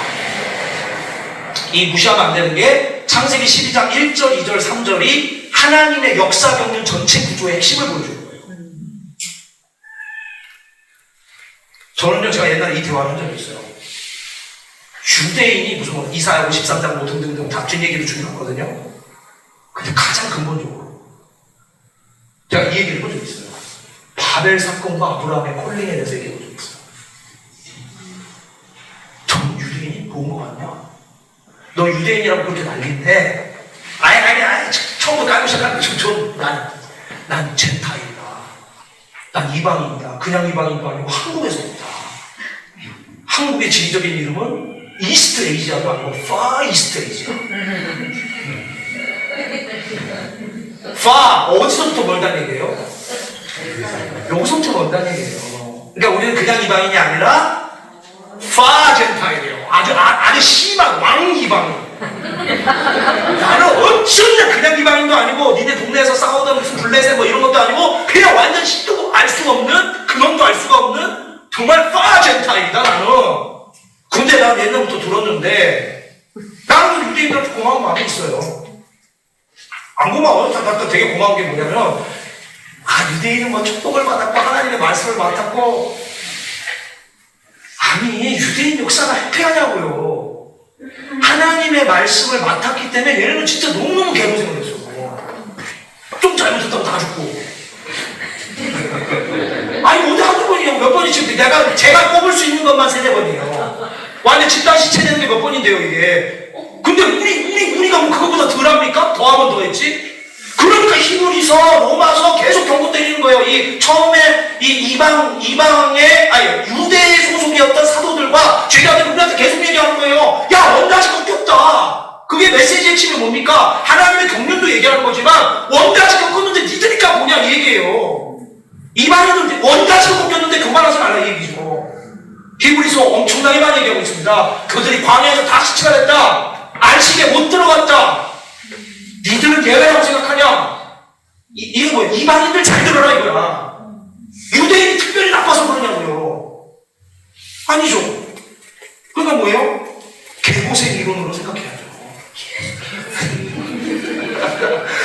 이분들 개고생하시고 엄청 개고생. 그러니까 우리도 걸리면 더 심하게 당하는데 선택을 나누셔서 너무 고생을 많이 하시는 거예요. 그리고 이것도 또 더 들어가야 돼. 이게 오늘 좀 초딩식의 역사 인식을 좀 벗어나는 시간으로. 그 이스라엘이 뭐 하는 거야? 다 맨날 선택했어요. 이러면 어떤 이미지 갖고 있는지 아세요? 세상에 민족이 많아. 민족 A, 민족 B, 민족 C, 민족 D, 여러 민족들인데 어느 민족이 토실토실하고 괜찮나? 그래, 어느 민족이 얘 괜찮네. 그러면 내가 이스라엘을 선택하여 너는 내가 이렇게 생각하거든? 이거 완전 초등학생. 잘 봐요. 그 개념이 아니에요. 바벨탑 사건에 없었던 민족이 어딥니까? 모든 민족은 기본이 바벨탑이에요. 네 씨가 무엇이냐? 무슨 뭐 조선의 뭐 바벨이야 바벨. 바벨에서 얼마 갈라진 무슨 얘기예요? 근데 거기서 안 나오는 민족이 어딥니까? 그게 유대인이에요. 여기는 거기서, 그러니까 이렇게 표현하시면 파생됐다고 이렇게 표현하시면 좋습니다. 바벨에서부터 파생된 민족들이 지구상 전체를 돕고 있는데, 예외로 하나님이 직접 한 사람을 뽑아서, 그 가족을 뽑아서 이스라엘을 선택했다는 개념보다도 더 좋은 건 어떤 식의 개념을 주냐면 하나님이 이스라엘을 형성하신 거예요. 이게 더 좋은 개념이죠. 결과적으로 선택한 거지만 하나님이 직접 역사 속에 이 민족 자체를 아예 형성을 하신 거예요. 있는 민족을 뽑아서 얘네를 교육시켜서 어떻게 했다가 아니라 아예 초반부터 새로 하나님이 민족 자체를 만드는 이거 되게 이상한 민족인 거예요. 그러니까 이거를 형성을 시켜서 시작을 했고 했을 때 그러니까 이 이스라엘 민족한테 가장 중요한 핵심적인 메시지가 뭐였어요? 잘 생각해봅니다. 유대인들이 가져야 될 가장 핵심이 뭘까요? 이런 식의 분위기라고. 바벨이 기본 셋업이고 그 셋업에 대한 하나님의 인간 역사의 구체적인 프로젝트로 이스라엘을 시작한 게 맞다면 이 이스라엘이 멸시해야 될 가장 중요한 핵심이 뭘까요? 유대인은 사무실을 숨기고. 네. 너무 거룩하셔서 제가 당황스러운데 목소리가 하나님 같아요. 장로님이시죠? 예. 정확하게 말씀하신 게 뭐냐면 진짜 제 버전으로 조금 저렴하게 표현해보겠습니다. 쟤들하고 섞이지 말라고요. 쟤들하고 섞이지 말라고. 바벨 프로젝트에서 빼내서 한 거잖아요. 빼내서 한 거니까 쟤들하고 섞이지 말라고요. 핵심이. 그러니까 이게 이스라엘 역사의 뒷부분에 나오는 얘기도 아닙니다. 뒷부분에 나오는 얘기도 아니고 잘 보세요. 출애굽 때부터 어저께 우리 성교사님이 이 언약, 이스라엘에 대한 언약을 위하면 다 보인다고 그랬잖아요. 그 언약을 추적해서 처음부터 이렇게 보잖아요. 결국에는 출애굽 때부터 하는 얘기한 게 뭐냐? 너네 가가지고 간음하지 말아라, 십계명 오지 말아라, 모시 짓지 말아라. 이것도 있는데 그거보다 더 센 게 근본적인 게 뭐냐면 쟤들 여자 됐다가 결혼하지 말라는 거예요. 핵심이. 이거 되게 이상한 말이라고요. 자유주의 신학자들은 이거 역사 뒤에 다 보고 나서 조작했다라고 말할 정도로 이상한 표현이에요. 아니 왜 갑자기 이방인이랑 결혼하지 말라 초반인데 아직 이민족도 안 생겼는데 그러니까 하나님은 처음부터 뭐냐면 이걸 다 보고 있는 거죠. 분명히 섞을 것 같아. 섞을 거야. 알고 있어요. 줄은 몰라도 섞이지 말아라. 여자를 데려다가 섞이지 말아라. 이건 뭐냐면 하나님의 프로젝트의 가장 근본이 죽어버리는 거예요. 여러분 얘들이요 이렇게 율법 갖고 난리치는 거 어느 정도 이해는 해야 돼요. 또 이해가 되는 데는 있어요. 그냥 이게 지금 몇천 년짜리 교육이거든요. 그냥 교육도 아니에요. 학교 교육이 아니라 안 되면 광야에서 시체되는 그런 교육입니다. 안 되면 다 집단적으로 뭐 홀로코스트도 안 되는 거예요. 이거는요. 완전 집단적으로 다 죽어나가는 그 상황의 교육을 받는데 섞이지 말라요. 핵심. 자, 결론만 얘기합시다. 이스라엘 왜 망할까요? 섞여서 망합니다. 이스라엘이 남유다 북이스라엘 갈라졌잖아요. 북부터 날아가는데 북이 어떻게 날아갑니까? 여러 왕들의 역사가 있는데 그 중에서 아합 왕하고 이세벨 기억나시죠? 좀 험한 말 쓰겠습니다. 요 년놈들이 진짜 나쁜 놈들이에요. 여기가 어떻게 되냐면 이 이세벨이 아수르 제국 쪽이에요. 그쪽에서 바알을 끌어당기는데 그게 이제 사마리아 쪽인데 사마리아 센터를 아예 바알 신숭배로 바꿔버렸어요. 그 아합 왕은 그냥 들러리로 따라갔고 그때 뭐 엘리야가 일으키고 싸웠지만 이세벨이 기세가 장난이 아니죠. 그래서 사마리아가 바알 신숭배 센터가 되니까 그러니까 섞인 거예요. 섞이니까 북이스라엘 아수르한테 날아가고 근데 이게 인생이 되게 신기한 게 모든 게 인맥이에요. 보니까 이게 북이스라엘 망할 그냥 망하면 그냥 깔끔하게 망했으면 되는데 애들이 또 뭔가 연결이 됐어 개인적으로. 이게 되게 보면은 되게 우연 같은 이상한 일이에요. 누구랑 연결이 돼서 이렇게 됐는데 그게 또 바알 신숭배가 싹싹싹 전환된다 이게. 그래서 예루살렘으로 바알 신숭배가 쓱 들어온 거예요. 그래서 예루살렘 오염 그냥 끝나는 거예요. 바벨로부터 또 멸망. 그러니까 핵심은 오염이에요. 오염으로 북이스라엘로 망하고 이제 아수르한테 망하고 저기 바벨한테 막. 그러니까 제국들이 이방이라고 하는 제국들은 이스라엘을 멸망시키는 게 배역이에요. 배역이 얘네들을 멸망을 시켜요. 그래서 포로로 잡혀갔다가 돌아와가지고 바벨에서 막 여기 예루살렘으로 돌아와서 성전 무너졌던 거 좀 이렇게 이제 다시 짓자. 얘네들이 잡혀갈 때 핵심적으로 일어났던 현상이 뭐냐? 성전이 무너지는 거예요. 돌아왔을 때 핵심이 뭐냐? 그러니까 성전을 회복하는 거죠. 그러니까 예수님이 이 땅에 왔을 때 마태복음 24장, 오늘 마태복음 24장 14절에 모든 민족에게 복음이 증거돼야 끝난다라는 말을 막 우리 기도하는 분들이 선포해 주셨잖아요. 그 대화의 시작부터 좀 보셔야 돼요. 그 대화의 시작이 뭔지 아세요? 제자들의 질문이에요. 제자들이 예수님 딱 왔더니만 그냥 질문도 아니에요. 예루살렘 성전 지나가면서 약간 이런 식의 표현이 쇼잉한 거예요. 쇼잉. 자랑질한 거예요. 자랑질. 대박이지요. 성전 회복했습니다. 이거 대박 아닙니까? 메시아시요, 그리스도라 칭함받을 자시요, 대단합니다. 근데 예수님은 진짜 사람이 좀 그러신 게 그냥 넘어가도 되거든요. 싹 다 무너질 거야. 그냥 무너진 것도 아주 디테일하게 까시는 거예요. 디테일하게 싹 다 무너질 거 아니고 돌 위에 돌 하나도 남지 않고 싹 다 무너질 거야. 얘들 막 자랑하니까. 그러니까 그 다음에 질문 나온 거예요. 막판에 어떻게 됩니까? 왜냐? 성전 한 번만 더 무너졌다가는 막판일 거예요. 유대인들의 사고방식은 이게 중심이니까. 그래서 실제로 AD 70년에 망했잖아요. 그게 무너졌어요. 그런데 1948년에 얘네들이 돌아왔잖아요. 얘네들의 1번 핵심이 뭐겠어요? 돌아와서 섞여서 망해서 포로돼서, 그러니까 이건 징벌이에요. 징벌. 이미 바벨론 포로 사건 교육을 제대로 받은 정상적인 유대인이라면 요거부터 알아야 됩니다. 이걸 몰라? 그냥 사건 쓰레기 유대인 종교. 난 솔직히 말 유대인 종교 지도자들은 이 얘기를 하고 싶어요. 아니 바벨 교훈도 모르냐고 당신은. 당신 진짜 유대인이라면 나같이 왕 이방인들도 이걸 아는데 아수르하고 바벨한테 포로 잡힌 거 아니냐고 당신들. 잡혀갔을 때 그때 핵심적인 교훈이 뭐냐고. 섞여서. 그래서 성전 망한 거 아니냐고. 하나님의 징벌 메시지 아니냐고. 하박국도 안 내려왔냐고. 하박국 핵심이 뭔지 아세요? 하박국이 따졌어요. 하나님한테. 왜 우리를 이렇게 망하게 만듭니까? 라고 막 따졌더니 그 표현이 좀 하나님 고상하게 하시지만 저처럼 또 막 표현을 하면 하나님 대답이 뭐예요?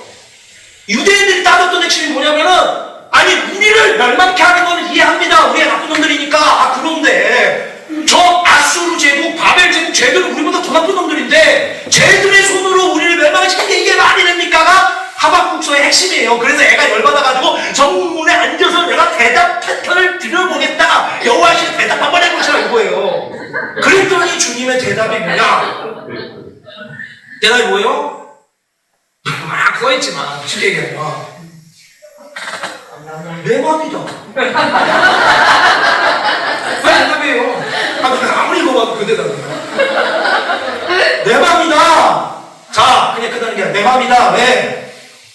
너희들은 이 더 악해 보이는 제국들의 심판을 받아라. 내가 한 거다. 아수르가 하고 바벨이 한 게 아니라 내가 한 거다. 그들은 단지 내 도구였다. 심판 받아라. 그런데 저 아수르와 바벨은 내가 내 방법으로 따로 심판한다. 이거 어떻게 언제 정리합니까? 그리스도께서 재림하시는 날까지도 큰 성 바벨론이 남아있잖아요, 땅에. 이것도 되게 신기해요. 예수님 재림이 요한계시록 19장입니다.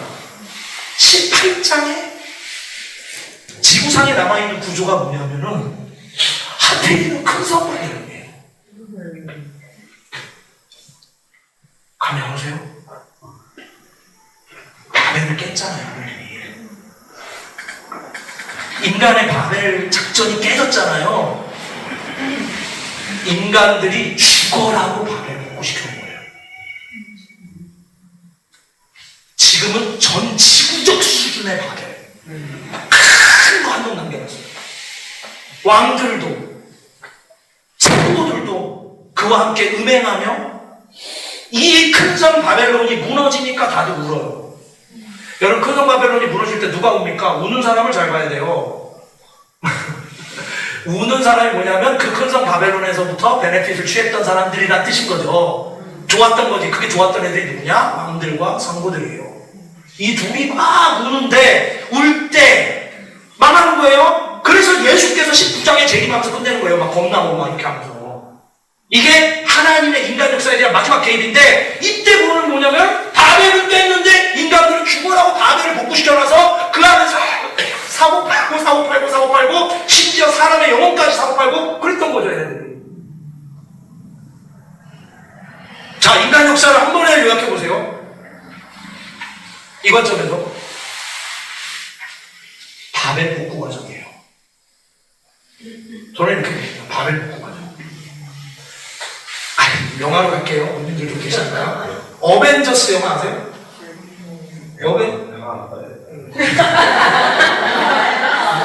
나쁜 놈들 프로젝트이기 때문에 그냥 보지 말고 제 설명을 들으시면 돼요. 이게 딱 그 얘기예요. 정확하게 다 그 얘기예요. 그 이야기에서 나오는 모든 주인공들, 인간 히어로들, 적이 누구냐, 나쁜 놈이 누구냐? 타노스, 세노스. 하나님이에요, 하나님. 그 악역을 맡은 게 하나님이고, 그래서 걔가 50% 우주를 날려버리고 마지막에 안식년을 취하잖아요. 얘네는 비유도 아니라 아예 대놓고 얘기한 거야, 대놓고. 그러니까 인간들의 복수다. 이 제목이 어벤져스예요. 인간들이 복수하는 거예요. 우리 프로젝트 깼어? 하나님이 개입해서 깼어? 하나 보자고. 한 거예요. 죽어라고 한 거예요. 이게 제국은 이렇게 가는 거예요. 근데 더 충격이 뭐냐면, 이렇게 악하게 하는 이 제국이 하나님의 통로예요. 이게 하박국의 딜레마. 근데 이게 제가 주장하는 게 아닙니다. 성경에 계속 나와요. 마지막 때 환난들이 있을 거예요. 굉장히 어두운 환난과 압박과 이런 거 있을 거거든요. 그때 주님의 관점은 딱 분명해요. 그 일들을 통하여 우리 성도들을 더 깨끗하게 하고, 더 강력하게 하고, 우리를 더 단련시키고, 회피하기 좋은 걸 통해서가 아니라 그날을 감하시지 않으면, 그래서 택하신 자들을 위하여 그날을 감하시지 않으면 견디는 자가 없을 것이라고 할 만큼의 강력한 거예요. 오죽하면 예수님이 재림할 때 그때 살아나는 사람들이 두 집단이에요. 딱 두 집단밖에 없어요. 정확하게 얘기하면 첫째 부활에 동참하는 통치자들이 딱 두 집단인데, 예수의 말씀 때문에 목배임 받은 자들과 그 어둠의 마지막 시스템에서 표를 안 받고, 짐승의 표를 안 받고 끝까지 버티는 애들. 그러니까 버티는 사람도 있다는 얘기잖아요, 이게. 무슨 뭐 휴거냐 보면 사람들 별의별 얘기 많이 하는데 그냥 이것만 갖고도 얘기해보라고요. 안 받고 버티는 자들이 있었다는 게 얘기 아니에요. 그리고 그들이 순교자와 같은 지위로 주님이 오실 때 부활을 해서 다스리신다고 얘기하잖아요. 그러니까 우리는 순교자 그러면 하늘에서 레벨 높은 거 다 상식적으로 알고 있잖아요. 동급이 하나 더 있어요. 마지막 짐승의 체제의 표를 안 받고 지나가는 자가 동급이에요. 그러니까 이쯤 되면 머리가 빨리 돌아가시는 분들 아시구나. 뭐가 이익인지.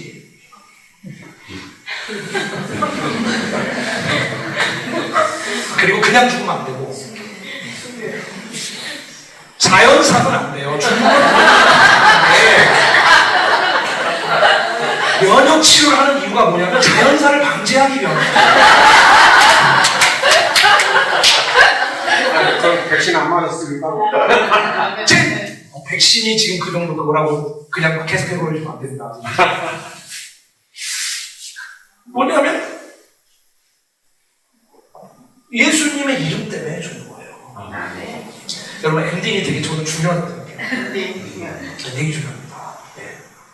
한국에 처음 오셨던 순교자, 첫 번째 순교자라고 우리 개신교에서 사실은 천주교 역사까지 하면 그 전에 많은데 개신교 역사만 그냥 하나님이 어떻게 평가하실까 나는 솔직히 자신은 없어요. 하나님이 개신교만 따로 분류해서 통계를 내실까 나는 그렇게 생각 안 하는데 어쨌든 뭐 개신교로 가봅시다. 개신교라고 해도 이제 토마스 계시잖아요. 이분은 뭐 거의 한국의 순교자 추앙. 근데 토마스 선교사님 그 전기 좀 보신 분들 계세요? 보시면 의외로 되게 힘이 많이 날 수도 있는 게 사람이 좀 별로예요. 이거 보면 좀 그래. 근데 이게 제가 어디서 많이 느껴봤던 느낌이더라고요. 이게 보면은. 근데 이게 제가 성경 읽을 때도 비슷한 느낌을 가진 적이 많거든요. 베드로 보면 수준이 진짜 한심해요. 누가 높은 자가 낮은 자를 섬긴다 이런 얘기를 한두 번 하는 게 아닌데 그 위에서 누가 높냐고 애들 싸우잖아. 맥락이 없어도 유본수지 지금 사부님이 지금 하는 얘기가 지금 내 아는 목숨을 바친다 그랬는데 걔가 엄마까지 출동했어요. 엄마까지 출동해서 무색으로 오른편을 했어요. 그러니까 완전 맥락 제로예요 얘네들은. 그러니까 그때 받았던 그 느낌. 이게 약간 토마스를 보면은 약간 좀 그린 사람이. 약간 천방지축이에요. 약간 느낌이. 그러니까 약간 막 우겨가지고 어떻게 해가지고 여기 오게 된 거예요. 뭐 성경 공부해서 이렇게 해가지고 왔는데 평양 도착해가지고 토마스 성경 뭐 했어요? 아무것도 한 게 없어요. 와가지고 성경을 딱 이 엔딩이 중요하다니까. 이게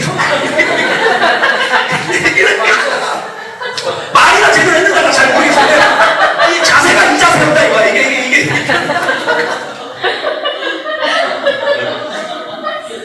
오씨 이거 완전 원쾌해. 예수님 오실 때 부활? 이거 예수의 목자인자들 뭐 여기 왜 동치자. 아니 지금 우리가 사는 거 이거 얼마 되지도 않는데 저거는 영원이에요 지금. 아니 머리가 안 돌아가시나 지금. 계산이 안 돼 지금 이게. 성경이 계속 얘기하고 있는데 이게 계산이 안 되나 이게 지금요?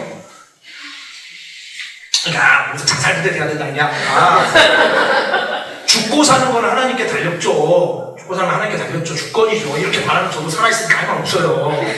진작에 죽었어야 제가 근데 죽으면 말을 못하잖아. 어떻게 해야 되나. 죽기 전에 녹음하고 죽어야 되나. 이러고 나서 죽으면 뭔가 남아있겠죠. 근데 죽고 사는 건 하나님께 달렸으니까 그렇잖아요. 왜 죽어요?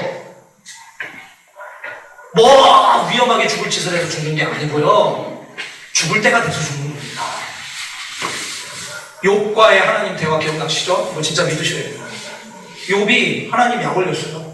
약 올린 거예요. 얘가 하나님 경배 안 하는데 자꾸 갖다 주니까 이거더라고. 하나님의 충격대가. 이거 간단히 얘기했잖아요. 다 뺏어먹다. 테스트 실험, 과학적 실험이에요. 줬으니까 경배한다? 싹 다 뺏어먹으면 답 나오지 않냐? 싹 다 뺏어가야 된다. 그 다음에 하나님의 충격적인 대답. 해봐라요. 여러분 절대 지금 베드로가 만났던 그 하나님입니다. 해보라고 얘기하십니다. 여러분 이게 무슨 말이에요? 입장을 바꿔놓고 생각해봐요. 어떤 사람이 와서 우리 새끼 공격해요.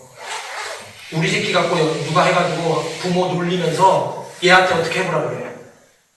그때 당신 왜 내 새끼 건드려? 뭐 이게 아니고 해보시라고. 이게 무슨 뜻이에요? 이 자식 완전 믿는 거예요. 그리고 욥이 망가지잖아요. 하나님의 이름이 떡칠되는 겁니다. 지금 상황에서. 지금 사단은 욥 공격하는 게 아니에요. 하나님 공격하는 거지. 근데 하나님이 얼마나 이를 사랑하시고 아끼는 걸 아니까 이렇게 말하는 거예요. 대리적이야, 대리적. 근데 하나님의 충격 대답이 해버린 거예요. 그때 하시는 겁니다. 다만 생명에는 손대지 말아라. 그것은 내가 결정한다. 그때마저도 하나님이 생명을 손 못대게 했어요. 걱정하지 마세요. 하나님 절대 주권입니다. 죽고 사는 건 절대 주권이에요. 순교는 걱정하실 필요가 거의 없는 게 주님도 보는 눈이 다 있어요. 그러니까 저도 수준이 안 되니까 열심히 이렇게 입을 나불거리고 있는 거죠. 하나님의 때 주께서 기뻐 받으신다. 그리고 베드로처럼 그렇게 기뻐하면서 고백할 수 있는 사람이면 이게 너무 좋은 거죠. 생각했다는 사람 되게 안 하고 갑자기 느닷없이 그냥 그렇죠. 안 하는 사람을 그 이름을 토마스로 바꿔야 돼요. 그거. 이스라엘의 토마스로 유명하고 이라크의 토마스로 유명하고 그냥 뭐. 그러니까 그것도 잘 보세요. 그가 사역을 어떻게 잘해서 열매 맺게 잘하고 어떻게 잘하고가 기준이 아니잖아요. 어차피 하나님이 하세요. 우리 껴주시는 거지 지금. 근데 이 껴주는 내용을 제가 설명드려요. 이 껴주는 내용이 뭐냐? 하나님이 유대인을 교육시키는 거예요. 그리고 이 교육 안 끝났습니다. 난 이게 너무너무 깊은 것 같아요. 그러니까 뭐냐면 유대인이 이렇게 가다가 한 번 날아갔잖아요. 그러니까 이게 지금 세 번째 기회예요. 한 번 날아가서 바벨포로 잡혀갔다가 돌아왔죠. 그리고 예수님이 AD 30년 그경에 70년에 무너질 거라고 얘기를 해서 실제로 무너졌잖아요. 근데 여러분 이것도 보셔야지. 왜 무너졌을까? 의미고요. 오늘 비 말고 이런 거를 의미고요 좀 해야 돼요. 왜 무너졌을까? 간단해요. 우리는 내용은 잘 모르지만 메커니즘 똑같은 거예요. 속인 거예요. 전도 증상이 있었죠. 눈치를 깠었어야지. 예수님 사역의 4분의 1이 욕이었어요. 내려와서 계속 욕했잖아. 이 독사의 자식아, 너 작은 놈들아. 니들만 천국 못 가게 아니라 또 아래 두고 앉아서 다른 사람들 못 가게 한다. 요한복음의 상당수 메시지가 뭡니까? 너희가 모세를 믿었다면 나를 믿었을 것이다. 기억나세요? 너희가 너희는 왜 나 예수를 안 믿냐? 왜 복음을 안 믿냐? 은혜 안에 나오지 않냐? 그 얘기가 아니에요. 지금 예수님은 너희가 모세를 믿었다면 나도 믿었을 것이다. 너희가 하나님께로부터 배운 자라면 나를 좋아하고 환영했을 것이다. 근데 너희들이 나를 싫어하는 이유는 뭐냐면 오히려 거꾸로다. 내가 아버지 이름으로 왔기 때문에 싫어한다. 아예 대부분 이렇게 써놨어요. 내가 차라리 다른 사람의 이름으로 왔으면 너희들이 영접했을 것이다. 근데 내가 아버지의 이름으로 왔기 때문에 너희들이 싫어한다. 왜? 처음부터 모세를 믿는 것도 아니기 때문에.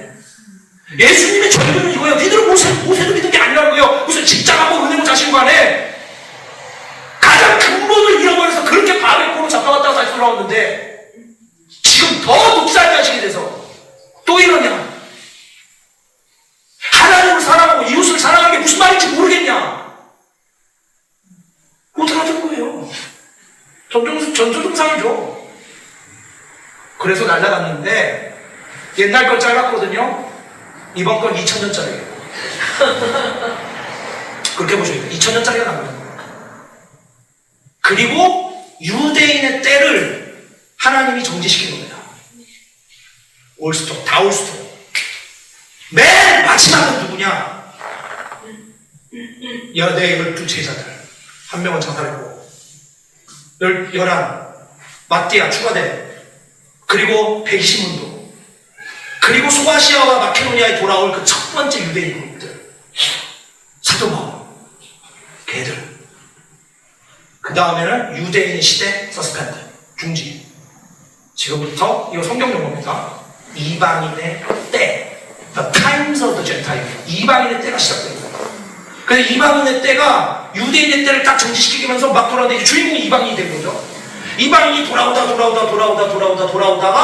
이놈의 파 젠타일까지 돌아오다가 이제 그게 막 마지막까지 가고 있는 거예요.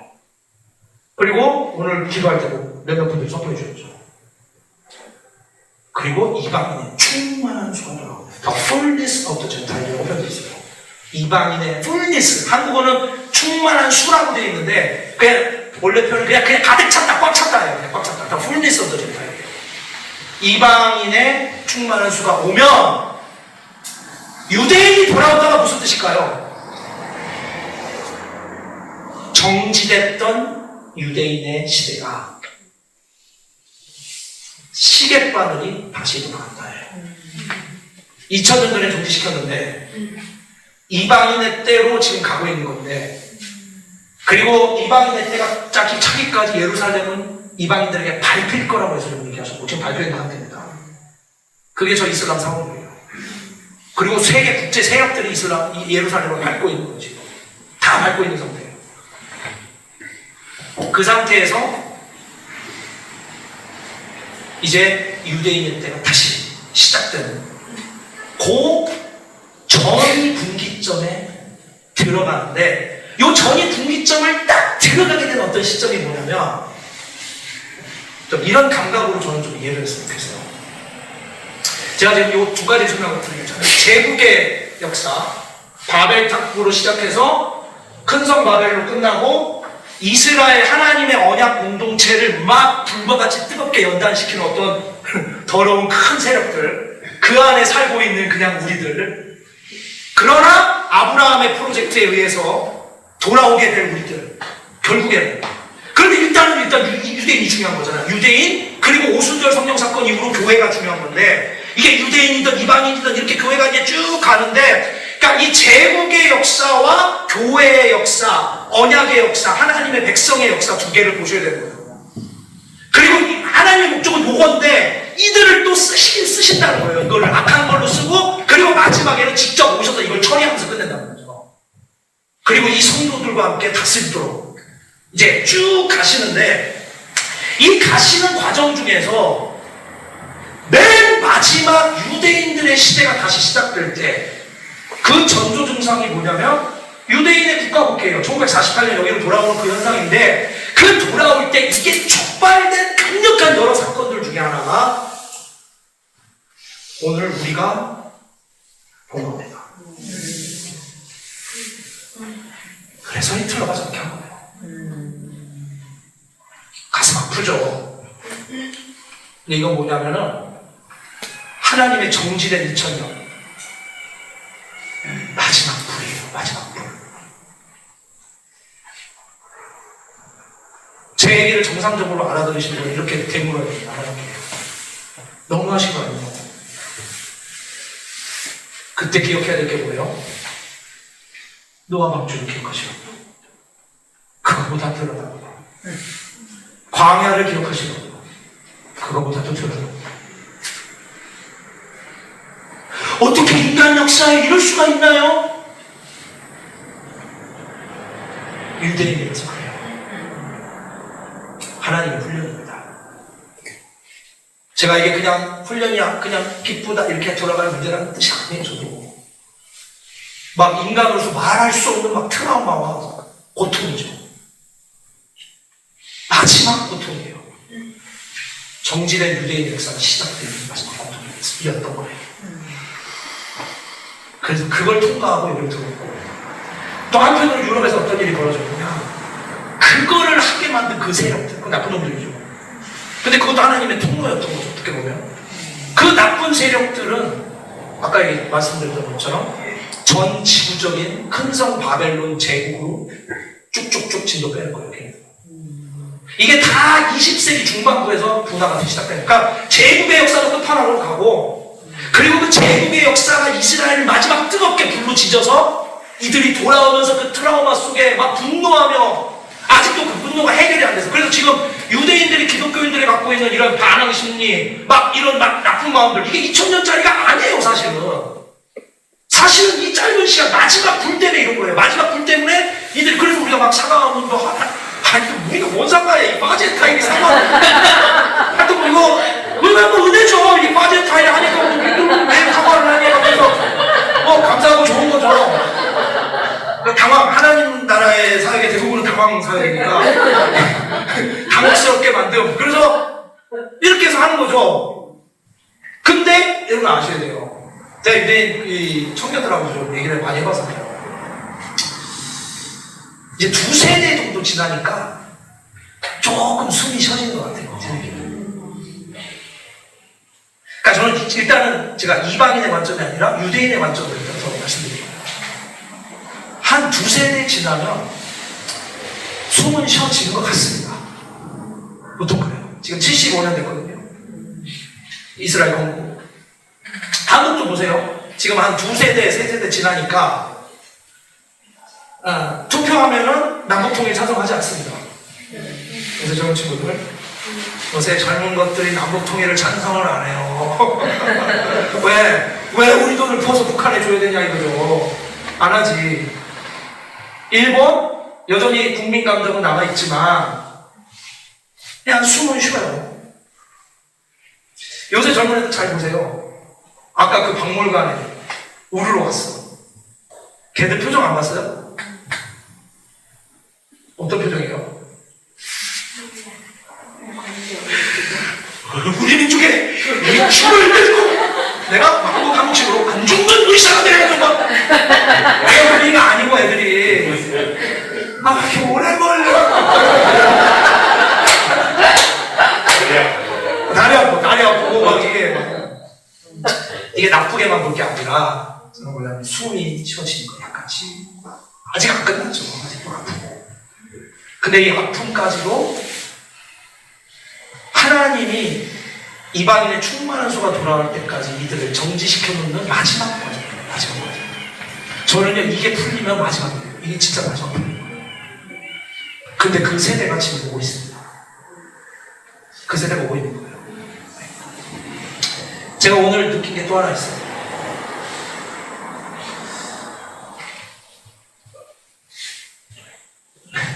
아까 막 미셔널 고홈 하는데 저는 뭐 늘 아랍 지역에서 더 심한 거 많거든요. 난 같이 놀까 또 생각했어요. 네, 그런데 이 친구들이 괜찮아 이 정도면 아니 물론 이제 이건 좀 가슴 아픈 게 이제 외국인들은 다 막 이런 선교사들로 막 이해하고 자기네 민족을 어떻게 해야 하려는 사람을 이해하는 것 자체가 속상하죠. 그런 대립관계, 긴장관계 되는 것 자체가 좋은 게 아니거든요. 뭐 그건 누구 특정인의 잘못이라기보다는 그렇게 되어 온 게 안타까운 건데 어쨌든 제가 괜찮다고 생각하는 이유가 뭐냐? 잘 보세요. 이거 좀 보세요. 옛날에 바벨론 포로 잡혀갔다가 성전을 회복했을 때 메시아가 오셨죠. 메시아가 오셔서 열불 내면서 난리를 폈던 게 아버지의 이름으로 오니까 니들이 나 싫어한다 그러니까 망한 거잖아요.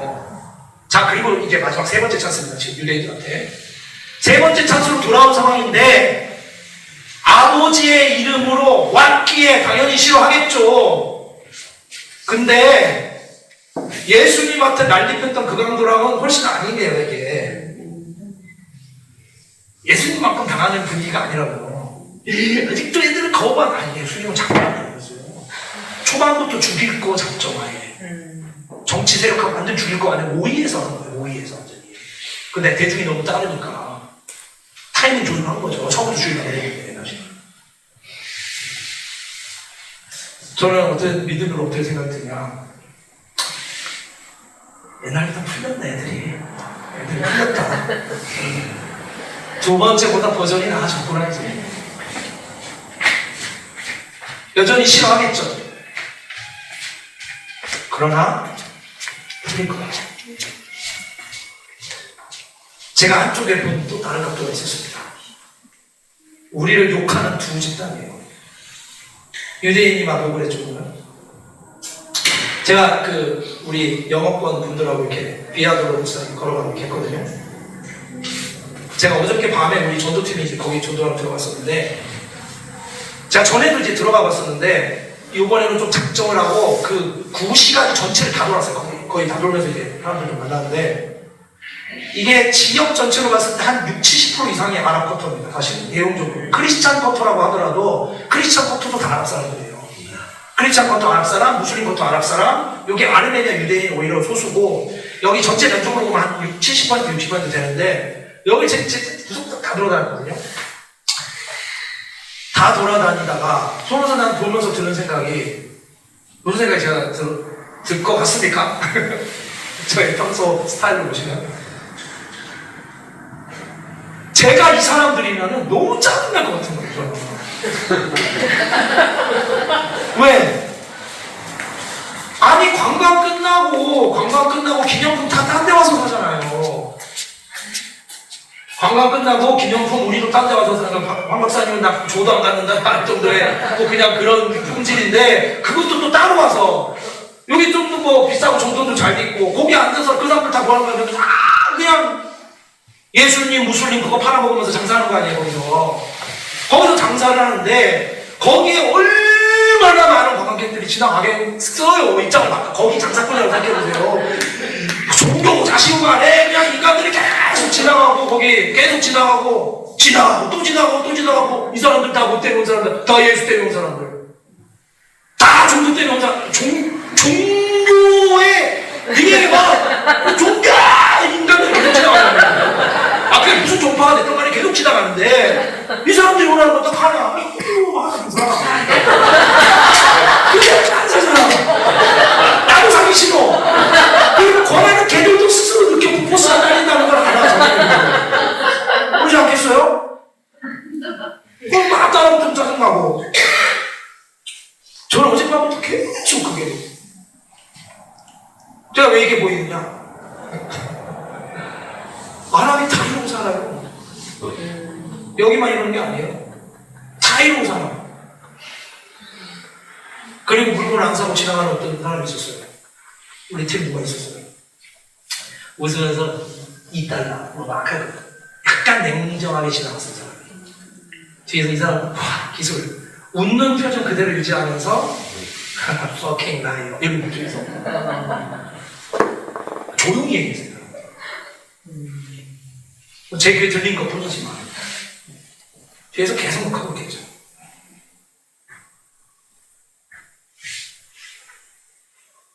얘들이 근데 제가 오늘도 막 거기서 기도를 하는데 전 세계 진짜 많은 사람들이 유대인들이 있어요. 전 세계에서 어떤 한 단일한 민족을 위해서 기도하는 걸 가장 많이 하는 게 어디 있어요?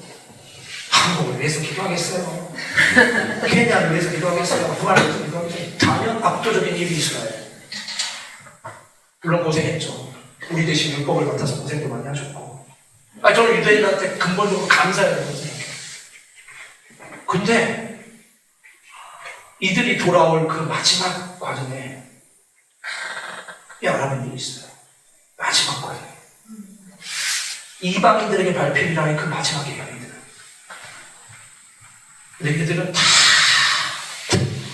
너무 힘들어요. 사는 게. 제가 15년 전에 아랍 처음 들어갔을 때랑 지금 상황 많이 달라진 게 뭐냐면 아랍 애들이 우리에 대해서 정하는 거고 지금 현지 스코어랑 유대인들이 정하는 게 많이 달라졌어요. 느낌이. 어떻게 달라졌냐면 그냥 결론만 간단하게 얘기하면 아랍 애들은 돈이면 다 돼요 지금. 너무 가난해. 너무 힘들어요. 지금 물가 인플레이션 장난이 아니야. 이게 지금 거의 현대 역사 최근에 없었던 정도의 최고 강도의 이 인플레이션 살인적인 건데 예를 들면 이집트 같은 경우 1달러의 그 이집트 환율이 제가 처음 정착할 때 5.9였어요. 5.9인데 현재 30이에요. 현재 30이고 시리아 같은데 제가 거기 처음 들어갔을 때 처음 제가 집계약하고 뭐 이렇게 했을 때 현지 돈으로 49였어요. 1달러 49인데 3년 전 상황 3,000입니다. 근데 현지인 월급 그대로예요. 자급자족 못합니다. 다 수입해야 돼요. 미치는 거예요. 이게 대부분이야. 그러니까 아랍인들의 반응은 뭔지 아세요? 이게 좋은 면도 있어요. 종교 먹고 다 필요 없어. 진짜요. 종교 먹고 다 필요 없고 먹을 거 좀 다 된다. 그래서 2018년에 트럼프가 여기 예루살렘으로 옮긴다 그랬잖아요. 예루살렘으로 수도를 옮기겠다라고 했을 때 그때 우리 중동에서 진짜 난리 났었어요. 그때 완전 초긴장해서 진짜 드디어 우리 집이 불타오르라고 불타올 것이다. 뭐 다들 긴장하고 중동이 난리라고 그랬는데 뭐 시비 조금 했어요. 근데 뭐 제 느낌에는 오늘 봤던 그 정도 수준이야. 미치잖아 꼭 약간 이런 정도 수준으로 애들 달리고 돌 던지고 야왜 예루살렘에 옮겨 막 그런 거 돌 던지고 이러더니 끝났어요.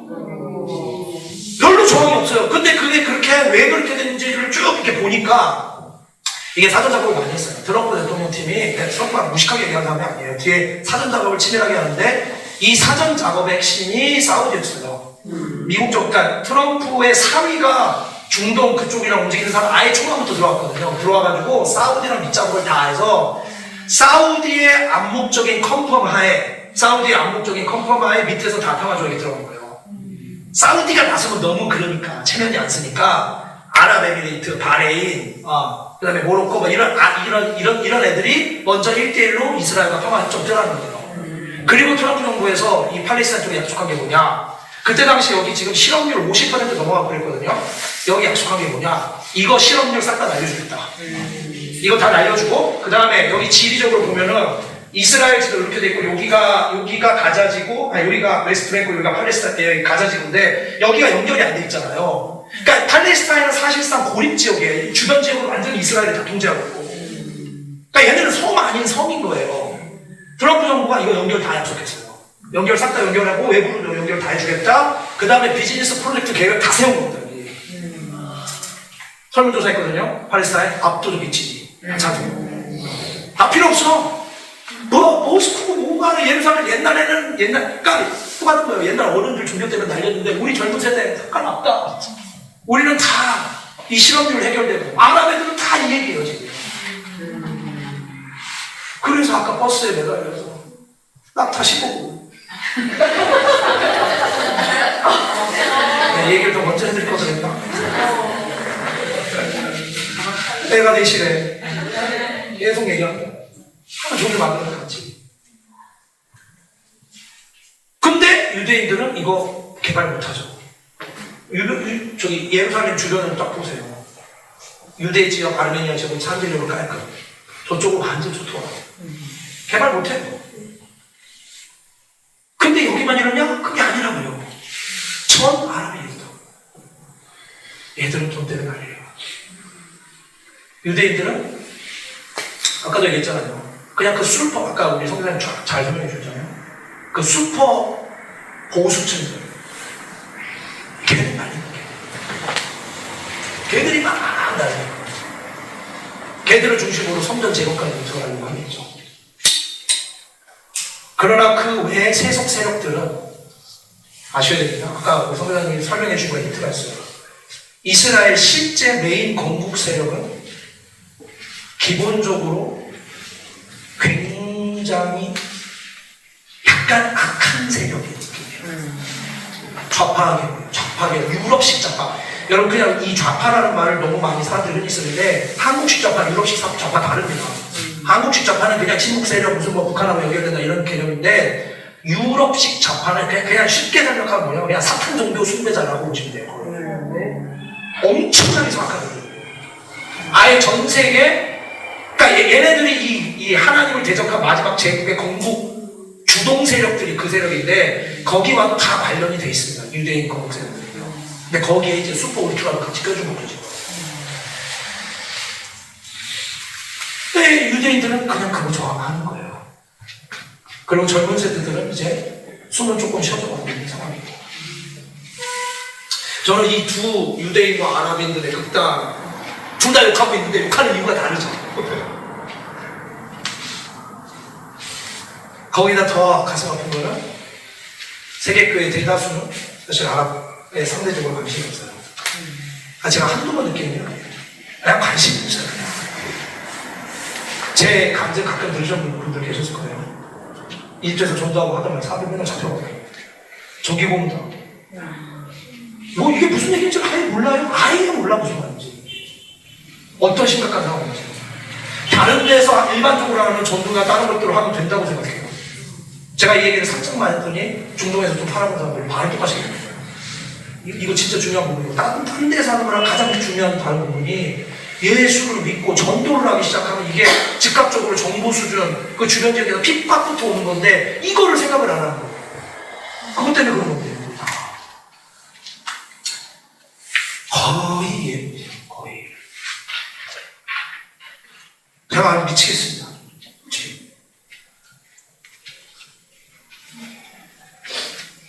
너무 잡담한 얘기만 했나요? 희망 하나만 드릴게요. 희망적인 소식 하나. 그만하고 마치겠습니다.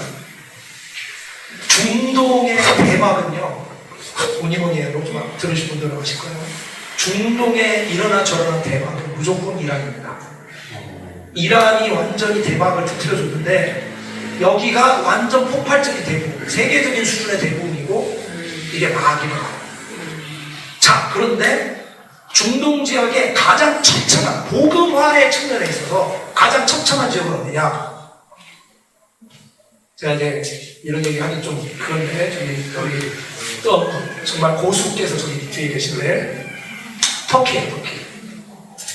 우리 김성희 선교사님 진짜 가장 치열한 전쟁터에서 싸우고 계신 거예요. 여기 가장 처참하거든요. 근데 저는 이제 저의 오늘 선거 되나요? 에르도안이었나요? 예. 에르도안이 됐을 거예요. 네. 그분이 또 연결이 많이 돼 계십니다. 안 좋은 분들과 연결이 많이 돼 있어요. 근데 이제 하여튼 이 상황을 보면서 저 자신의 또 의미고요. 막 아닐 수도 있는데 저는 보면 볼수록 되게 확신이 많이 들어요. 오늘 이야기랑도 관련있습니다. 왜 이럴까요?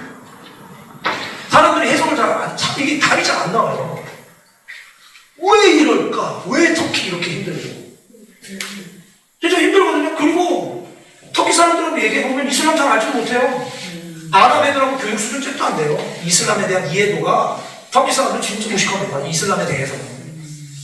근데도 지들은 뭐 터키 민족이고 뭐 오스만의 후예고 뭐 자기는 터키인 이퀄 뭐 아랍인 뭐 무슬림이고 등등등. 이게 뭐 뒤에 한 1000년짜리 괴물이 하나 앉아있는 것 같아. 이게 그러니까 1대1 정도가 아니에요. 1대1 같지만 그 뒤에 1000년짜리 1500년짜리 괴물 하나 앉아있다고 보시면 돼요. 안 되기 힘들어요. 우리 저는 김정은 제가 패널을 전달을 못했지만 되게 존경하거든요. 제가 봤는데 터키에서 이렇게 꼼꼼하게 잘하시는 분 많지 않아요. 네. 그분이 다 죽수고 있거든요. 세계 난다고 하는 선배님들. 중앙아시아에서 사역 진짜 잘했던 분들 터키로 이사가는 가게파 안 돼요. 왜 안 되나. 근데 이거는 제 말이 틀릴 수도 있는데 제가 지금까지 쭉 세계 역사를 이렇게 하나님의 경륜과 역사를 쭉 설명드린 제가 아는 그 하나님의 느낌이에요. 라고 저는 말씀드린 거예요. 저는 아르메니아를 꼽습니다. 지도가 어떻게 되냐면 이 터키가 여기 있어요. 터키가 여기 있고 이란이 여기 있어요. 아르메니아가 어디냐면 여기 이렇게 있어요. 이렇게. 터키가 있고 이란이 여기 국경이 있는데 이렇게 있거든요. 그래서 아르메니아 사람이 터키에도 들어가서 살고 있고 이란에도 들어가 살고 있고 또 아르메니아 본토도 따로 있어요. 근데 이 아르메니아 사람들은 기독교인이에요. 전통적 2000년짜리 기독교인. 우리 어저께 설명해 주신 분도 설명해 주셨잖아요. 기독교 역사에서 가장 민족 단위로 가장 처음 돌아온 민족 중에 하나가 아르메니아고 아르메니아 딱 들어가는 순간 거기는 상징이 노아방주야 그냥. 아라라스탄이라고 터키랑 맨날 싸우는데 어쨌든 그 아라라스탄으로 먹고 사시는 분들이에요. 그거 관광으로 막 하는데 저는 대조가 되는 게 자꾸 이란과 터키가 대조가 되는 거예요. 이란은 이슬람을 세게 묶는데 대국이에요. 터키는 자유로 풀었는데 안 돼요. 그러니까 이게 핵심이에요. 사실 이게 핵심 중에 하나고. 그러니까 일단 핍박이 들어가는 게 좋아요. 아주 좋아요. 이게 자유로움은 쉽지 않아요. 이게 일단은 핍박이 많이 들어가줘야 좀 면이 있고. 근데 엊그제 우리 박목사님께서 진짜 정리 너무 잘해주셨어요. 뒤에서 속으로 막 붙였어요. 막 본디지가 묶였다가 막 부유해졌는데 안 나눠주고 또 본디지 또 묶였다가 설명해 주셨잖아요. 진짜 정확하게 잘 보시다고 저는 마음속 깊이 동의합니다. 그런 거예요. 묶여있는 자들이 막 풀려나는 게 있어요. 그리고 또 어느 사이클이 지나서 또 묶이게 되고 어떤 타임라인이 지나요. 근데 터키는 그러니까 근데 이란을 저희가 부흥을 연구를 했어요. 저희 연구를 했는데 저는 그냥 제 그냥 짧은 생각에 그냥 이슬람 너무 세게 찍어 누르니까 이란 사람들 만나고 싶어 하네요. 진짜 고급스럽거든요. 되게 귀족이에요. 중동의 귀족이라고 가입하고 싶습니다. 저는 진짜 귀족적이고 제가 섬기는 아랍 쪽은 진짜 사람들이 좀 그래서 저를 하나님께서 아랍을 보시고 그러니까 정확한 저 같은 일은 그냥 정확하게 같이 살아보시고 그냥 기뻐하는 그런 분위기고 이란 사람들은 그냥 귀족이에요. 기본적으로 귀족적이에요. 중동의 모든 문명의 리더는 이란 사람들이고 이란 사람들은 터키 사람 보면 무시합니다. 기본적으로 무시. 저 밑에 그냥 현대에 그냥 제국들하고 좀 잘 올라와서 돈 좀 벌어서 애들이 난리피고 G20도 들어갔는데 문명으로 철학으로 따졌을 때 저 밑바닥 것들 이렇게 많아요. 이란 사람들. 약간 그런 사람들인데 그러니까 이슬람께 무식하게 찍어 누르니까 이 똑똑한 고급 귀족들이 들고 일어났다. 나는 이렇게만 생각했거든요. 이게 저도 인본주의 생각이 막 속에 뿌리 깊게 들어갔었던 거예요. 조사를 해보니까 웬걸 전혀 아닙니다. 똑같아요. 하나님 역사 원리는 똑같습니다. 초기에 이란 교회 리더들이 계속 죽어나갔어요. 이게 답이에요. 근데 그 이란 교회 리더들이 누구였는 줄 아세요?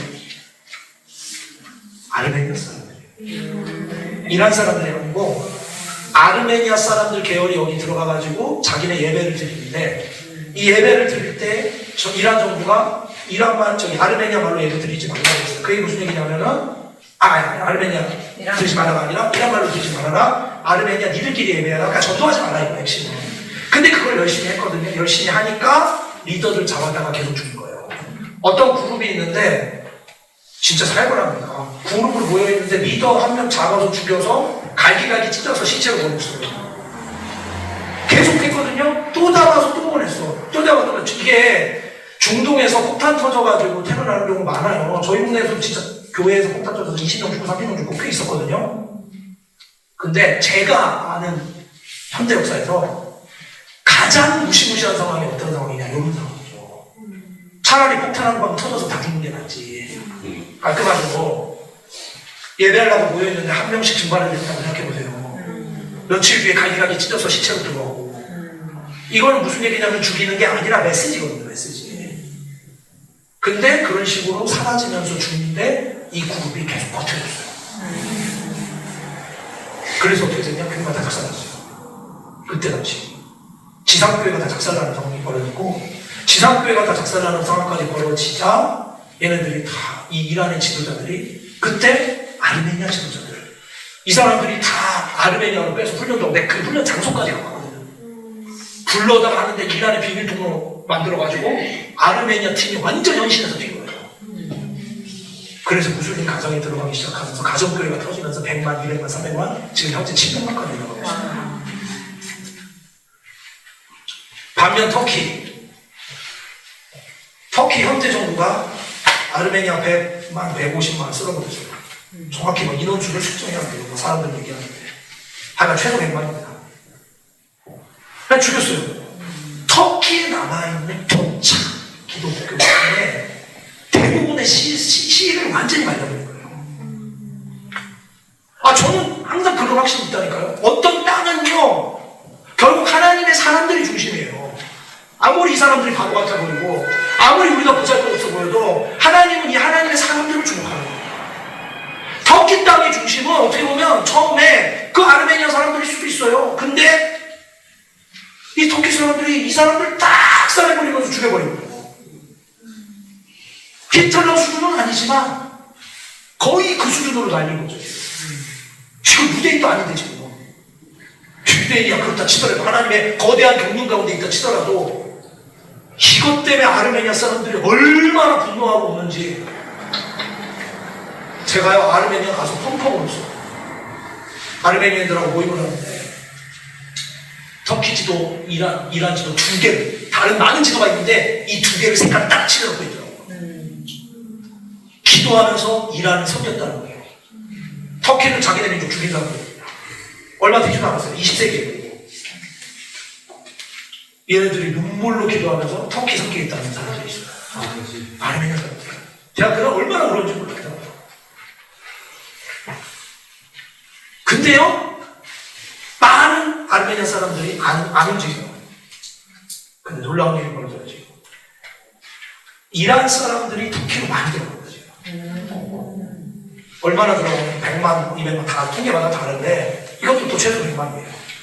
그 중에 기독교회 몇 명이냐? 몇 년 전 통계입니다. 몇 년 전 사람들이 조사를 해봤는데 적게 보는 사람이 50만이고 많이 보는 사람 80만까지입니다. 100만 명 중에서.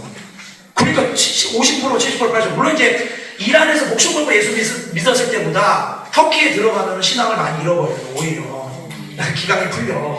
그리고 또 외국어도 배워야 되고 자기네 남미 또 목적은 유럽으로 빠지려는 게 목적이니까 비리비리한 사람들이 많이 있어요. 그럼에도 불구하고 터키 성전은 워낙 힘드니까 그럼에도 불구하고 이 이란 사람들이 많이 기도하고 휴원하고 열심히 섬기더라고요.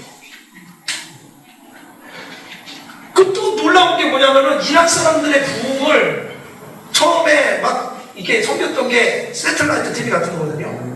이거와 관련된 사역을 직간접적으로 도왔던 사람이 또 신기하게 터키 사람이에요. 터키는 자기 동포가 석자인데 이란을 막 도왔고 이란이 부흥이 일어나니까 그 이란 사람 터키 내에 들어가 있는 세계 최대 기독교 세력은 이란 사람들이에요. 근데 저를 역사적으로 어떻게 보느냐, 이들은 아르메니아의 제자들이에요. 하나님이 터키한테 세컨 찬스 주고 계신 겁니다. 터키가 여기 아르메니아 사람들을 쓸어버리고 거기에 지금 아르메니아 사람들의 제자들이 사실은 다시 들어가고 있는 거예요. 많은 작업들이 필요하겠죠. 우리 선교사님들도 더 힘내야 될 것이고. 그래서 예루살렘에 아르메니아 코트도 있는 거예요. 중동의 가장 중요한 핵심 세력 중에 하나이기 때문일 겁니다. 아르메니아 잊지 마세요. 아르메니아, 이란, 터키. 그리고 이들은 아랍은 아닌데 돈 때문에 아우성치는 아랍 사람. 또 이제 한숨 쉬기 시작한 이 이스라엘의 청년 세대. 싹 다 섬겨야 됩니다. 다 섬겨야 됩니다. 테니스도 하고 섬겨야 됩니다. 시간이 많이 갔는데 우리 좀 기도하겠습니다.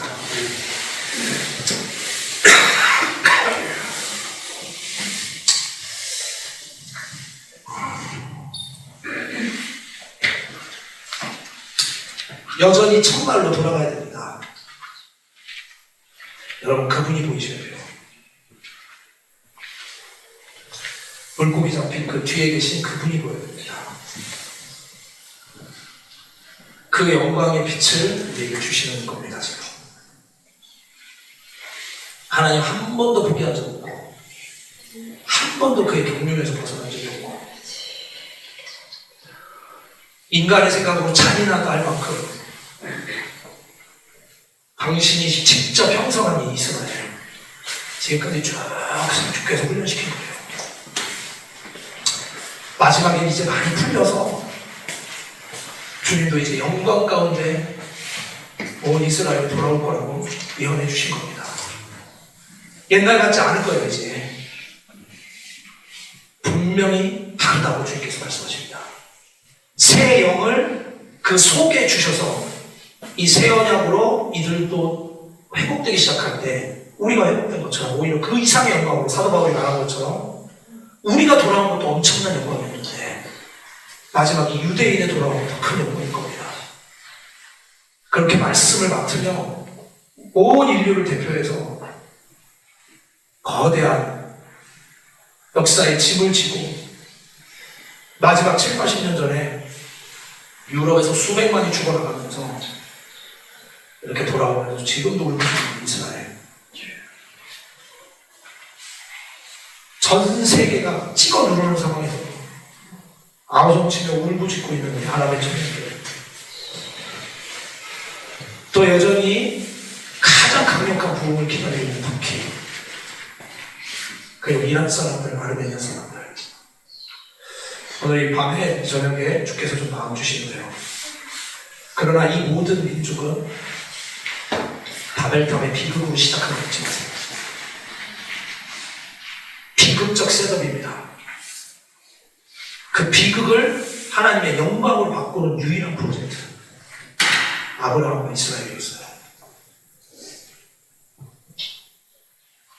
주님, 우리를 하나님의 경륜에 불러주시면서 감사합니다. 저희를 써주시고 이 하나님의 역사에 저희를 다 들어가게 해주시고 저희가 할 수 있는 힘을 다해 제 이웃이 누구입니까? 라고 묻는 그 거만한 율법 지도자에게 주께서 말씀하신 것처럼 누가 이웃이냐? 네가 선한 사마리아인과 같이 되어라. 이렇게 대답해 주신 것처럼 저희가 이 마지막 민족들 섬기겠습니다. 저희가 이 유대인들 섬기겠습니다. 이들의 울부짖음을 저희가 듣겠습니다. 오직 주의 경륜대로 역사하여 주옵소서.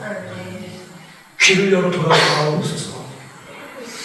베드로가 물고기 잡는 현장에서 엎드려졌던 것처럼 아랍의 수많은 청년들이 그렇게 주로 엎드리기를 기도합니다.